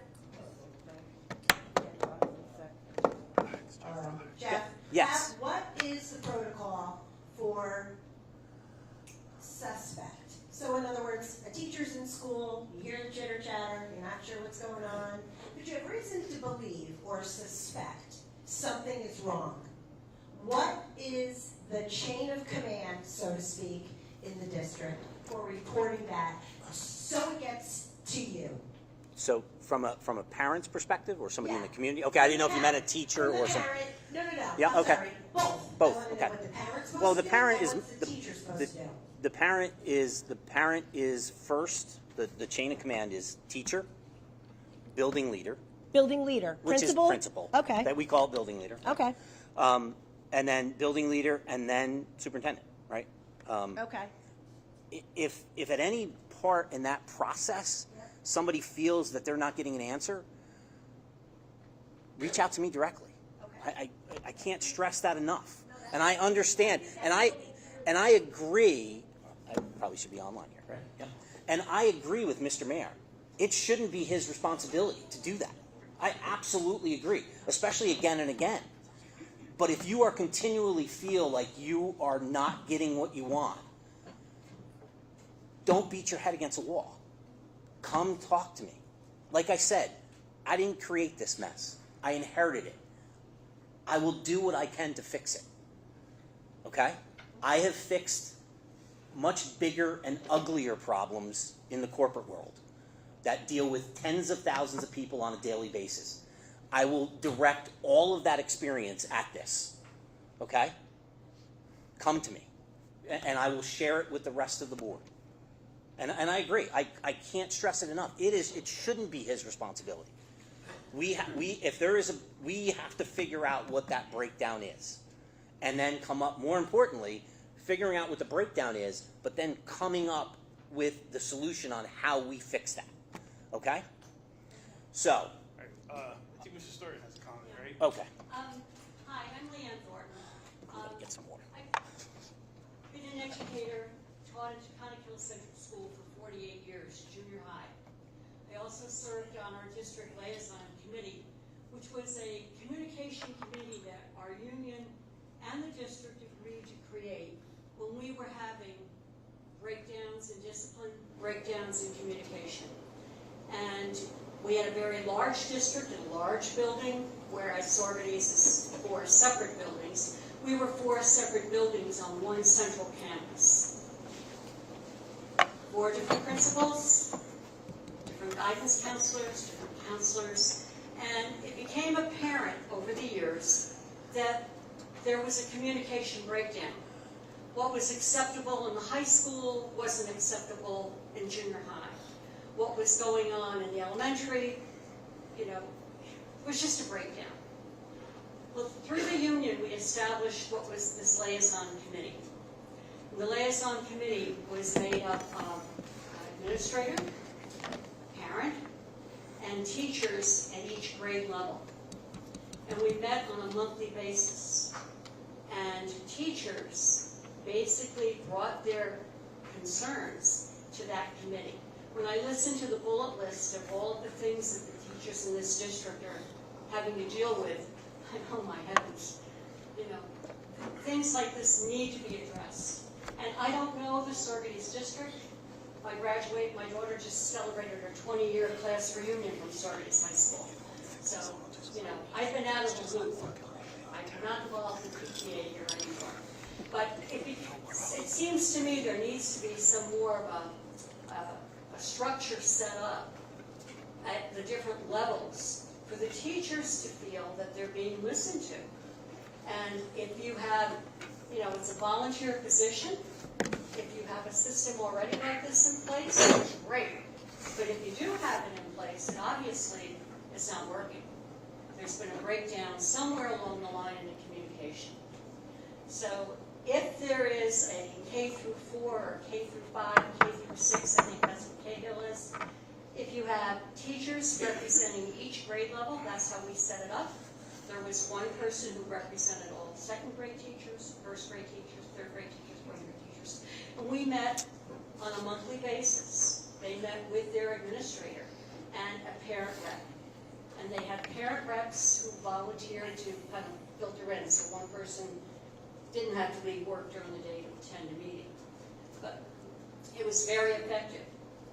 Many things that would have ended up in a grievance, where the district would have had to have been involved in a union issue, contract issues, negotiations, things were avoided because there was an open communication between the teachers at that level with their building administrator. And sometimes, yes, the superintendent of schools was called in, and also a member of the Board of Education. And that was a decision made by that group. We're at impasse, this conversation isn't being very productive, we need to have the next person in the chain of command involved. And that oftentimes was calling in the principal. Sometimes the principal would say, well, this is beyond what I can go with, we need to get the superintendent in. And it worked. It's still a very effective form of communication. I chaired that committee on the junior high level for many years. And I have to tell you, it was sometimes it showed down at the OK Corral, so to speak, when you were at the table discussing things. But at least the administration knew what was going on. The parents were sharing with us what kids were bringing home that we didn't necessarily know what was happening or things that were going on in the hall.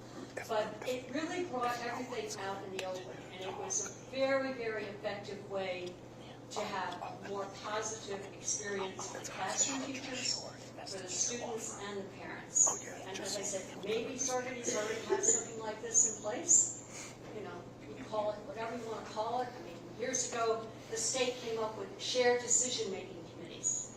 And the shared decision-making committees was on a similar vein. But oftentimes, as teachers, we felt, well, the administration was making the decision, and then they were sharing it with the committee after the decision was made. And that didn't work very well. So we went back to the liaison committee to say, this isn't working the way it's supposed to work. We need to fix it. So I'm just thinking, you know, I think it's great so many of you were here tonight. The communication is the key. Transparency has to be, that's very important. But I think the teachers that are here, you have the ability to create a structure if it doesn't already exist, along with your union. I don't know if there's any union reps here tonight, but I mean, you have, you know, Mr. Riazzi here who was obviously listening and taking this all in, and I think there's other members of the school board that are here too. So, just a suggestion, because it was very effective and it kept people informed. Thank you. You're on. Leanne, thank you. That was really a nice segue to some things that I've been processing tonight. Thank you all for organizing this and for being here and for opening up a difficult forum for our community. I'm here really to gather information. I'm someone who wears many hats. My name is Becky, if you don't know me. I'm a mom of 3 Saugerties graduates. I'm a teacher of 31 years in Saugerties District, an aunt, a taxpayer, and yes, a union leader. I chose to raise my children here after being raised in Saugerties, much like Ruben. You know, I love this town, and it is very disheartening what we're going through. I just wanted to stand up and say that, much like Leanne said, the communication piece needs to happen. And I'm here as a fellow parent. I'm here as a teacher. I mean, thank you so much to the people who stood up to support our teachers with seeing what we're going through on many levels. My heart goes out to parents who are in really difficult situations. And I am here as a piece of our union, right? I'm a small piece of our union. So if you have concerns, if you have things that you would like to talk about, come to me. I'm a pen and paper girl. I'm not the computer person. I will jot things down, and I will do my best to help the flow of communication. Thank you. Thank you. Thank you, Becky. Oh, yeah, go ahead. Okay. I heard earlier on you said that there was somebody who had addressed us with a letter regarding fear of retaliation of some sort. I came a little bit late. Was that something that was corrected here as far as retaliation if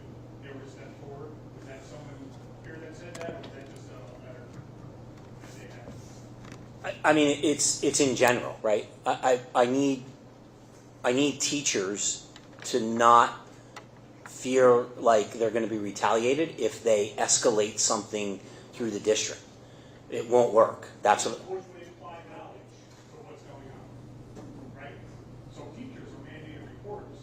So if they know something's going on or was going on, and they chose not to report it, which is an easy 800 number, you call the number and say, hey, this is what I know, this is what I believe.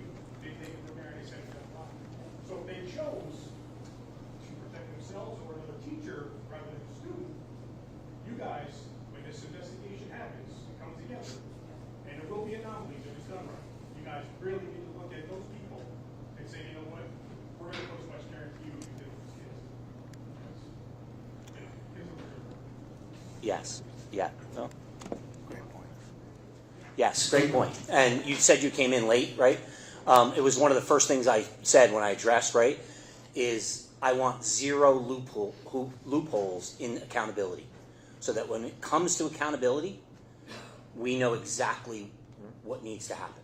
So yes, a great point, and you're exactly right. saying, though, that when it comes back, that whatever teacher it is, this is a broad stroke against all teachers, clearly. So No, yeah.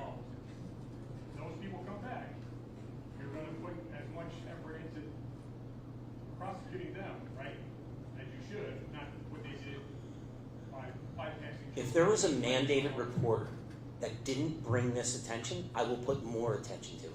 There is no greater issue than somebody who's a mandated reporter, and I actually don't even care if you're a mandated reporter. If you're an adult and you knew about something and you didn't escalate it, and if you escalated, were stopped, but you knew it was accurate and you didn't continue to run through the wall and bring it up the chain, yeah, there should be none of that. It's a hard pill to swallow sitting in front of those people when I know you've just been doing this not that long, but these engagements have been going on for quite a few years. There's no way a teacher, one teacher in the school knew this. There's no way. So by letting it happen for as long as it has been happening, again, not a broad stroke of teachers, just the ones involved, clearly you have a systematic problem where they're just allowing themselves to be, I guess you want to call it immoral maybe, or greedy because they're looking out for themselves. I mean, there's a lot of problems with that across the board. And that guy over there. Thank you. Thank you for your point. I agree with him. Act small. I know you can't just do that, but you really should put that on the table as far as that goes. Okay, thank you. All right, anybody else? I'm going to get back to, all right, you want to, okay, I was going to address some of Ruben's questions, but I'll wait. So, I'm a transplant. I wasn't born and raised in Saugerties. I didn't, come up the ranks. I didn't go to school here. I'm a transplant. But I chose to bring my daughter here because I have friends that loved this community and where they are. I think the problem that a lot of people are having is everybody's saying they need transparency. Mm-hmm. But I think a big problem is that people are saying, yeah, we're going to make sure that you know. We're going to make sure that you get this. We're going to make sure that you have that information. Why at this point, after I don't know how many cases have come through just since I've moved here and had my daughter, who is a gorgeous 16-year-old girl, and I have to put her back to school into this building, just like he said, where you feel they're safe. And I have to do that in a month and a half. So why am I now to believe that after this teacher or this whatever, this band person, this teacher, all of a sudden they're not there anymore. They're removed. And my kids are telling me how and why. So my question is, and I don't think I'm alone in this, why now do I believe you? Because I know from the school board to the people who work in the school, the higher ups, the town board, the people who are on the town board, there's so many ins and outs and people, and like he said, who's gonna, I have to protect this person because this person is connected to this person. And I can't say anything about that person because that person's connected to this person. And I know this is small town community and this is small town politics.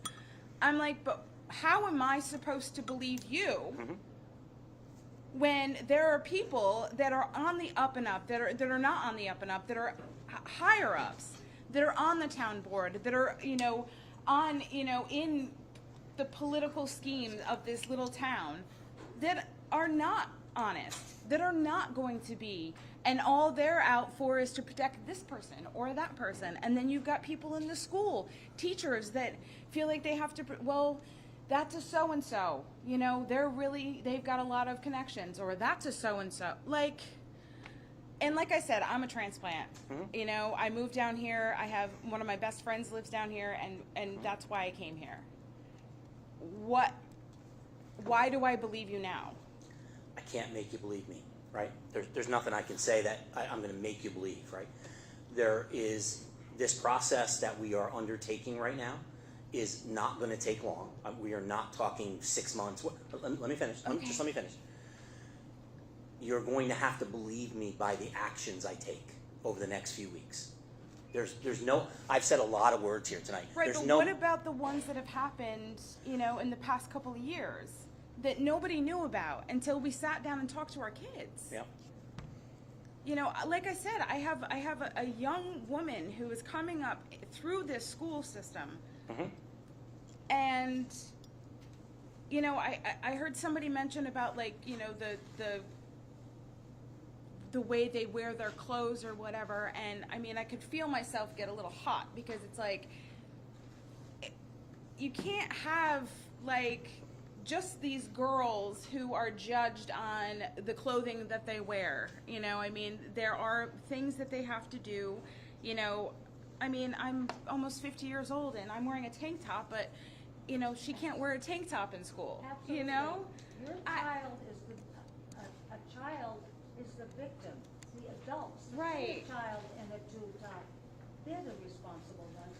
Right. We should not expect our I just want to know. protect themselves from a pedophile. We've had so many go through since my kid has been in school, just in high school, just in high school. Yeah. And we've had all of these cases come up, and there hasn't been this transparency or, you're gonna find out. There hasn't been that. So I have a problem. I don't want to say I don't believe you because you've got to do. The proof is going to be in the pudding and going forward. But why does it take a grown man, allegedly or whatever, doing whatever they did to these little girls? They're scarred. They'll never recover. And now you're going to tell me that, okay, well, if this happens again, I'm going to tell you about it before your kid does or before the news channel does. I have a hard time because I have to put the love of my life in this building. I have to put the love of my life in the hands of these people. Yeah. And like he said, and what he was talking about is it's kind of like a location thing that you have on your phone that you can see where your kids are, and you have that. Okay, well, she's in school. Yep. We have enough going on in this world. Yeah, when they're in school, when that little button says they're in school, they should feel safe. I agree with you. Yes. I feel like that's the problem, is that you've got small town ins and outs, and we just need someone to be able and be strong enough to step outside of that and just say, you know what, screw the small town, this, that, and the other thing. Our babies are more important, and I think that's something that needs to happen, and it needs to happen really quick because there's a whole lot of babies coming through here. I agree. So I'm going to say something else, and they're just other words that you can choose not to believe, which I understand. I don't care about who's related to who or what ties they are. That means nothing to me. I have 2 kids in school as well. I have one who's about to be a junior and one who's about to be an autistic 10th grader. I don't care who's related to who. What I care about is finding the answers that we need to fix the problems going forward. And you're right. These are words. until I actually do something and deliver something, I would ask you not to believe me. Because if I don't do it, then call me to task. Okay? Thank you. You're welcome. And he'll remind me, because he told me 3 times that I'm not that smart, because I can't remember all 3 questions. But one of the big questions that Ruben had and said I should clarify is the difference between the investigator and the law firm. The investigator does not work for the law firm. They are 2 separate components, and they are 2 separate pieces of the investigation that is happening. The investigator, I think I've laid out what their task is, right? Their task is to look at this from start to end, identify the deficiencies we have, and then, most importantly, put together a clear, concrete, comprehensive plan that we will implement. The law firm has a separate task, completely separate from the investigator. They will look at the investigator's findings and components.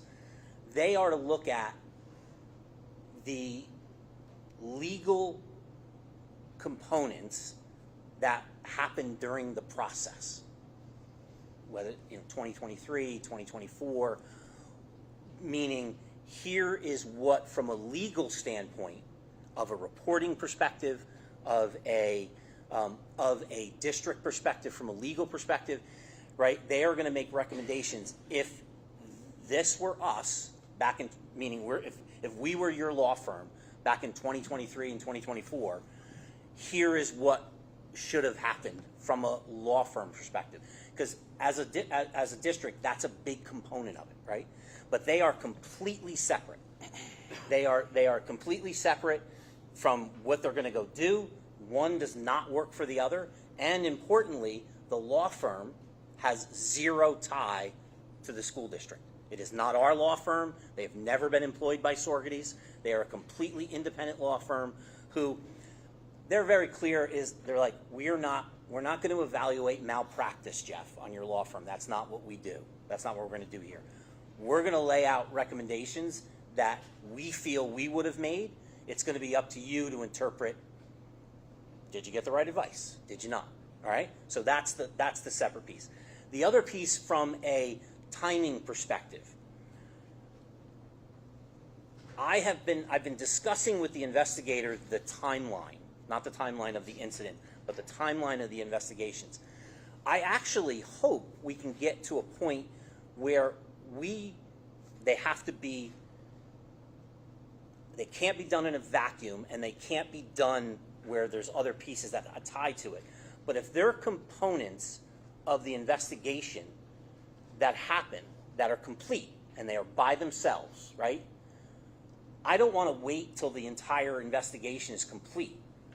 If I'm able to release a piece immediately, I'll release what I can, right? So I don't want to have, I don't know if I'm saying this right. If the investigator completes something that is unto itself, like there is no other ties or inputs into that, they're done with this. To me, now I will discuss it with the rest of the board because I am not unilateral in making these decisions. To me, there's no reason in waiting for the complete report to be done. I'll release that information when we can, right? And then as it comes, and then at the end release it all together anyway. So there is no, if something comes in on Monday, there is not going to be a hold it 2 weeks till we have a board meeting, because the next board meeting isn't for 3 weeks, right? Before we release information. That I can promise. We will release things in a timely manner.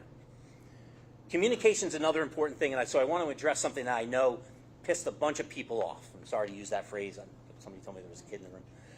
The meeting that happened last Friday, there was a bunch of online chutzpah about, you put it on there, it was a public meeting, and then it wasn't a public meeting, and you guys are trying to hide stuff.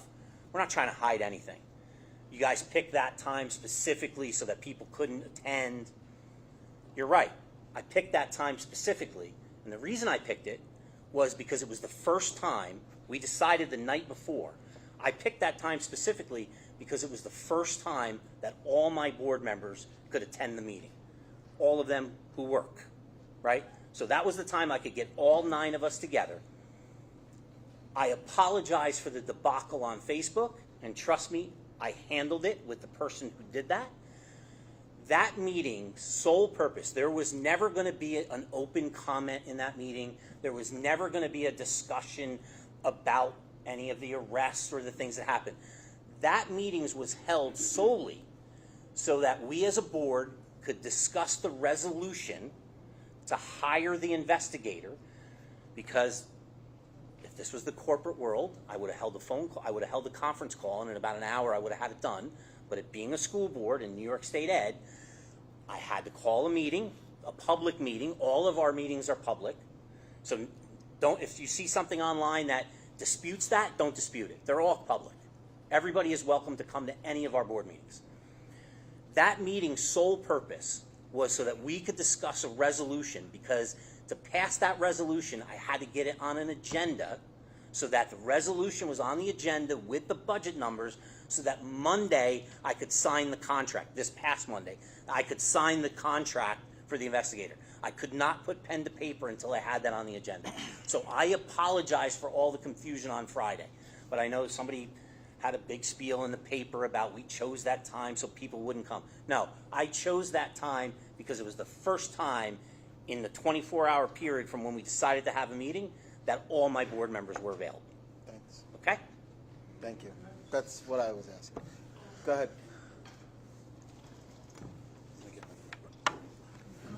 I'm coming to you as in a different perspective. Do you have anything? I'm 81 years old, and I'm as important as any of the parents. I went through everybody, just like you guys. I had kids that went to school here. I still pay taxes just like you do. And being that I got to 81, I've seen a lot of stuff in my life. This only is happening because something came up out of the blue that wasn't right, and it brought it all to this. Now, as an old man taxpayer, I'm paying for a lawyer, law firm, I'm paying for investigators, when most people in this town should realize that the Saugerties schools over the years, probably before most of you were even in school, was like a southern factory. And down south, the factory is the town. Everybody wants the job. Everybody knows somebody who can get the job. And that's the way it's been for years. Again, this is only happening because something leaked out. The teachers in the school district are basically great people. They try real hard. Their hands are tied. I'm saying that, I might be off the wall by saying that, but it's true. There's nothing that goes on in this school that people don't know about. That's bullshit. It's the truth. And again, the truth is, the only reason all of these people are here, somehow, some of them were involved, somehow it all came to a head, and now they got to solve it. They're never going to solve it.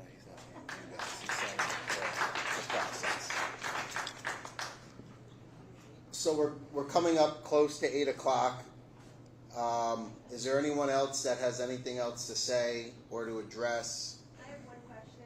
Is State Ed doing its own investigation? Yes. Yes. Okay. Spoke to them today. Yes. I have a question. If you get your report back and it says this person knew, that person knew, and they're, I don't know, a teacher, administrator, what's your plan? As a school, what is your plan? Accountability. And how is that? We'll figure it out. Because that's why I think a lot of people Yeah. are upset about it. It's what I said. It's what I said in the beginning, right, Wendy? Is I could have done the ready, fire, aim with a suspension or something like that. I don't subscribe to the guilty until proven innocent, right? I want no loopholes at the end of this. So I know that the process isn't going to be 6 months or things like that. I know it's going to be condensed. I want the process to play out, and I want the process to identify the accountability and have zero loopholes, and then we will take action. Okay? you hold them accountable. Accountability, yes. So I'll say what he can't say, because I'm not on any board, but I'm taking on unions daily with what we're doing.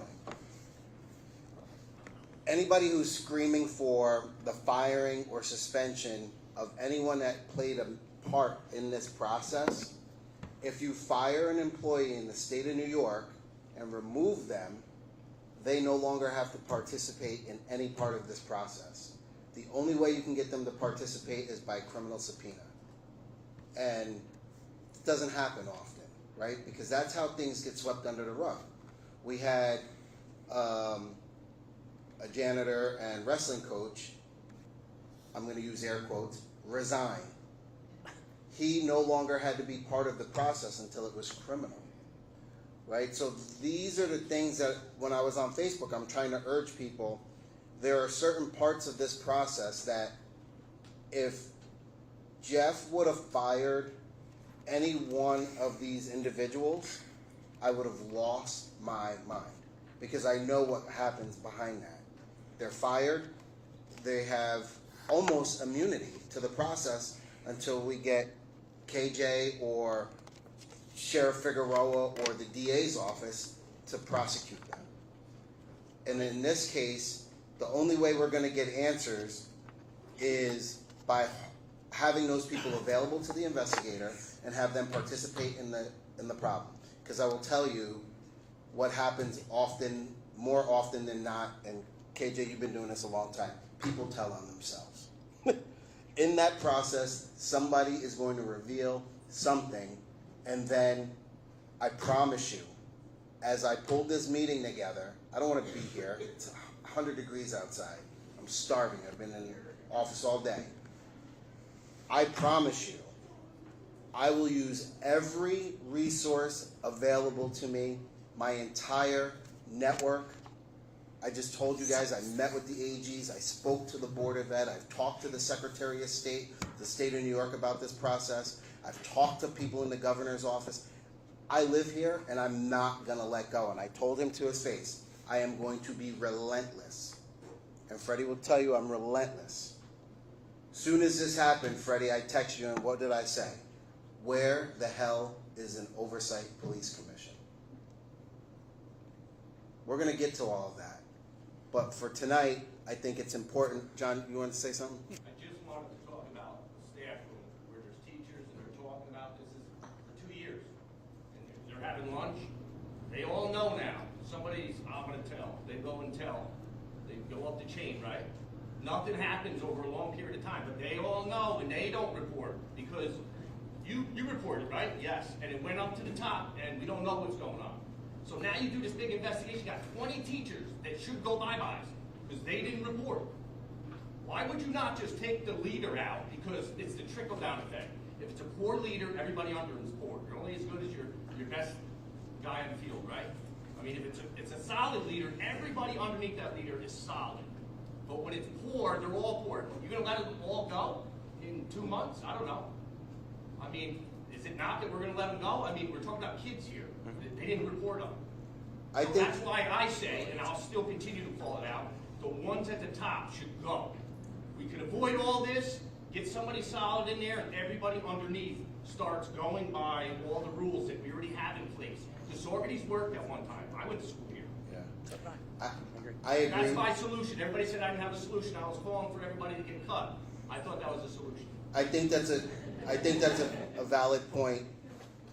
Keep in mind, though, there are things that the union will protect in some of these cases. There are things that employment law protects. I hear you.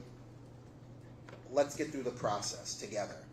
I thank everybody for coming out. Short notice. Pay attention to Facebook. Pay attention to CBS 6. Thank you for them coming out. Yeah. I will do everything in my power to keep holding these folks accountable, right? And I'm just a resident just like you and a father and a taxpayer. But I just cannot turn a blind eye to people hurting children. So thank you for coming out tonight. I appreciate everyone's time. Yeah, so I thank everybody, and I like Ruben saying that he's relentless. I think I can match his relentlessness. The other thing is, I'm very happy with everybody that communicated tonight. It doesn't stop here, though, right? I know it doesn't stop in these 2 hours. Like, these kind of communication has to keep.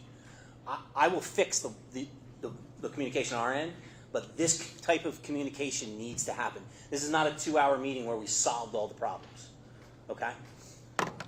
And by the way, I just want to say the town board got off a little easy tonight in this question and answer. Don't worry. We got something for I'm you. only teasing. The other question, if your investigation with Mills comes out that other officers or town members were involved, is that going to be released to us as well? We will release. It's our intention to release anything that is releasable, yes, and there's going to be full accountability. If we had officers in our department with knowledge that they did not share, there's going to be a repercussion for that, obviously. Can I take that just one step further? I gotta be honest. Am I on this? Yeah, you can. Yeah. If the investigation reveals that one of my officers knew, I no longer want them employed. I don't know if an administrative judge will allow the dismissal, but that's my request. And I have Yeah. one quick question. KJ is supported by this current board. Yeah. Our gloves are off. We're not here to protect anybody. I went through an investigation on a video. I was acquitted through that investigation with our PD and the district attorney's office. This board has nothing to hide. We will not hide anything. And anybody that steps in our way, whether it be through our own employees, the school board, general public, we'll move them aside to do what we have to do. My mother was somebody who was physically abused in that school district 3 years ago by a student who still hasn't seen repercussions of that. I feel what these parents are going through. I feel what people in this room are dealing with, because I hate sending my mother off to that building every day ever since that happened. It's a horrible feeling. I dread picking the phone up when she calls any time between the hours of 7 and 2. Because I took that phone call, the school couldn't send my mother to the hospital in an ambulance like she should have. I came from Woodstock to bring her there. I feel everybody's pain in this room. This town board's committed to making sure that things like this don't happen again.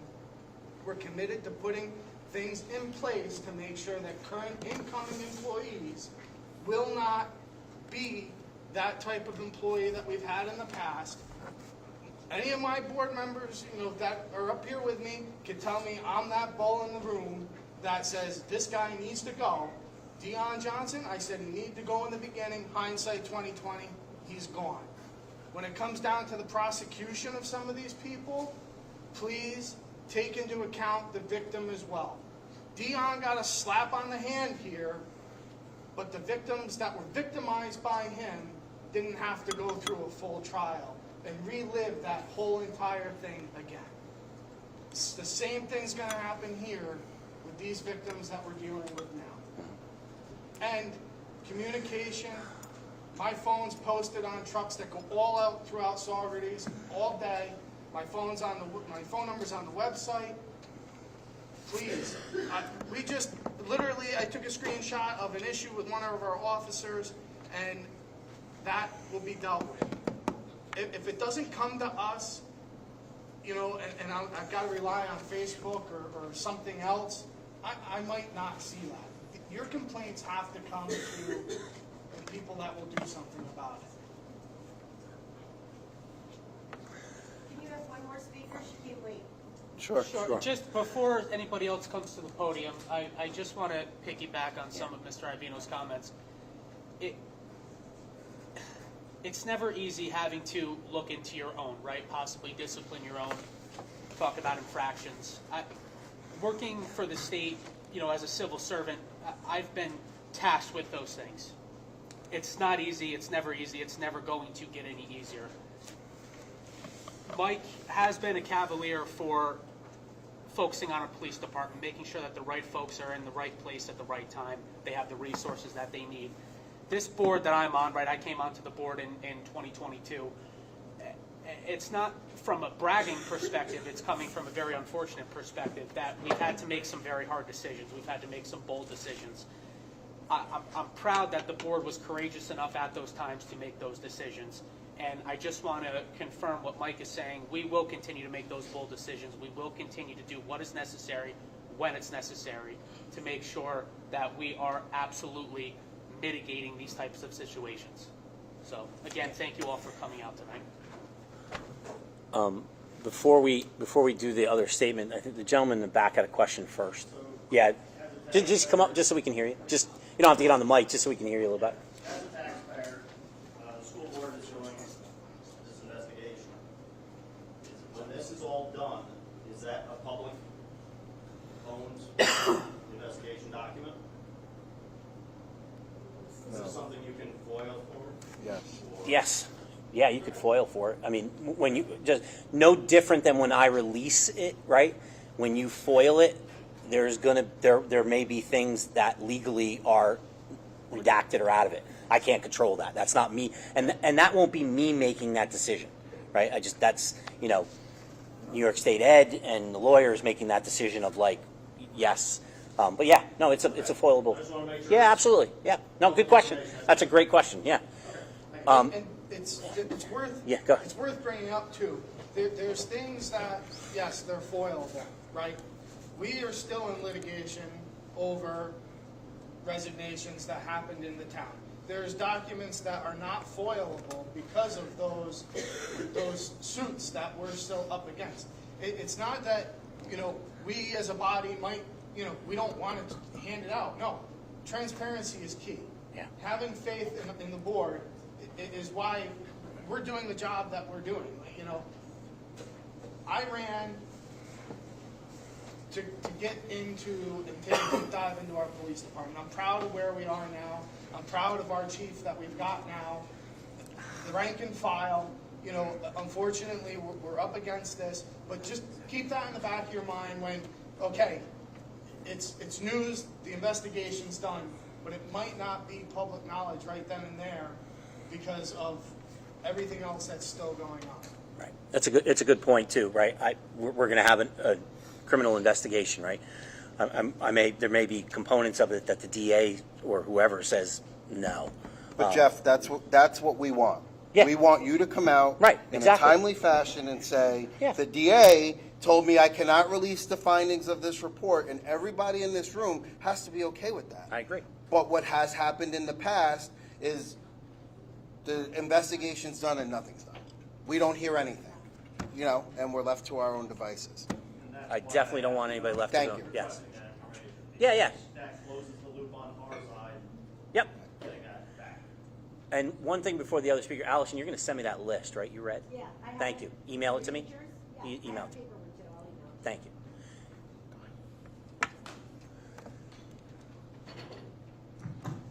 I'm sure that's off. Is it on?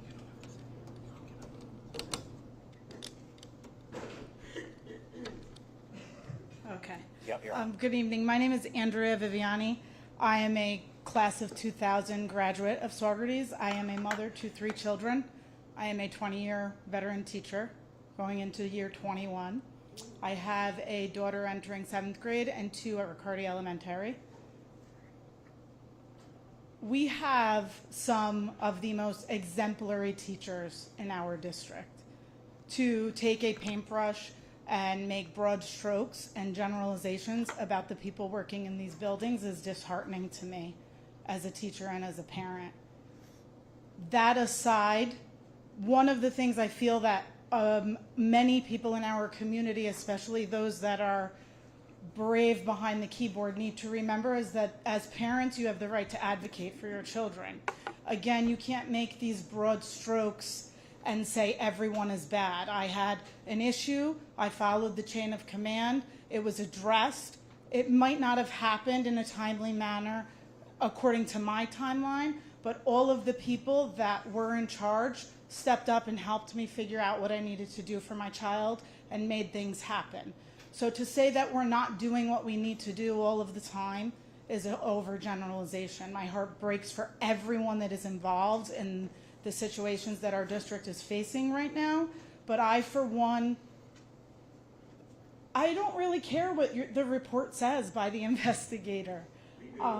I respect that, but what my call to task is, notoriously our district, we serve on these committees and we have all of these meetings and we talk and talk and talk and talk and talk and talk and talk and talk and talk and talk and talk, and nothing is happening. We want change. We want to see change. Those reports from the investigators may have invaluable information, but we also have a Board of Education that we elected that have some brilliant minds. We have teachers in our district that have brilliant minds, that are in the trenches every day. We have administrators in our district that have brilliant minds. We have community members, parents that have brilliant minds and a lot to bring to the table. My call to task, stop talking. Make new policies. If you're not happy with the chain of command and how things rolled out, then let's make new policies. Let's bring everybody together and put our money where our mouth is and make the changes we need to make in the chain of command on how things are reported, in policies governing what is happening in our schools. That's what the Board of Education is for, right? So let's, instead of just spinning our wheels and not making the changes we need to make, let's make some changes. Let's get the policies written up that we want to see in our buildings and the chain of command that we want to see followed with input from everyone, and let's make it happen. I served on the BLT at Riccardi this year and I felt like it was a colossal waste of time. We talked every single month and nothing came into effect. Okay, so we have a month and a half before school starts. Let's start September with concrete changes to policy and chain of command on how things are reported so we don't have this problem again. We don't need an investigator to tell us what is wrong. We see, all of these brilliant minds see what is wrong, so let's make the changes that we need to make. We have 4 or 5 weeks to do it, so let's do it. We have all of these brilliant people with opinions from different avenues, from different angles. Let's make it happen. The talking is getting us nowhere. We need to take action. We need to see things change. We have to make the change. Saugerties notoriously has been a town that shies away from making the changes. Everybody says that, whoever you speak to, old, young. Well, let's put a stop to it. Let's make the changes we need to make to protect our kids, to protect our teachers, so that we don't see the things happening in our community that are currently happening. From this situation to the fights in the buildings that are happening, to whatever it is that we're unhappy with. Let's make the changes.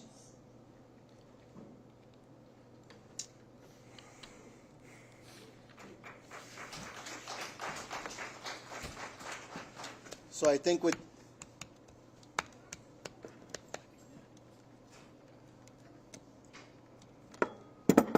that, we're just going to end the meeting. My hope is that we continue to have these type of meetings.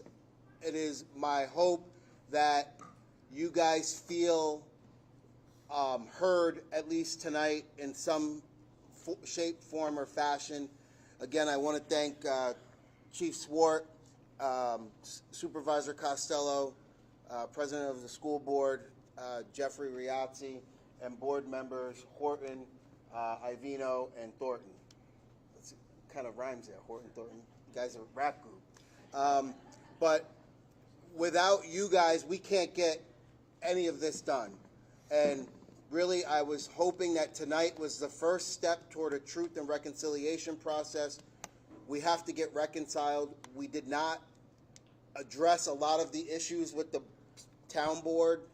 We're going to have another one of these, and maybe it'll be more people coming out talking about some of the issues that exist within the town at the town board level. but I urge everyone to continue to use your voice, because the minute you get silent, we get small. So that's how I want to close the meeting. Thank you. Thank you, everybody. Thank you, Freddie. Good job. I don't know how to do it. Support. Thank you, Matt. Thank you, sir. Yes, sir. Thank you. And I was just kidding.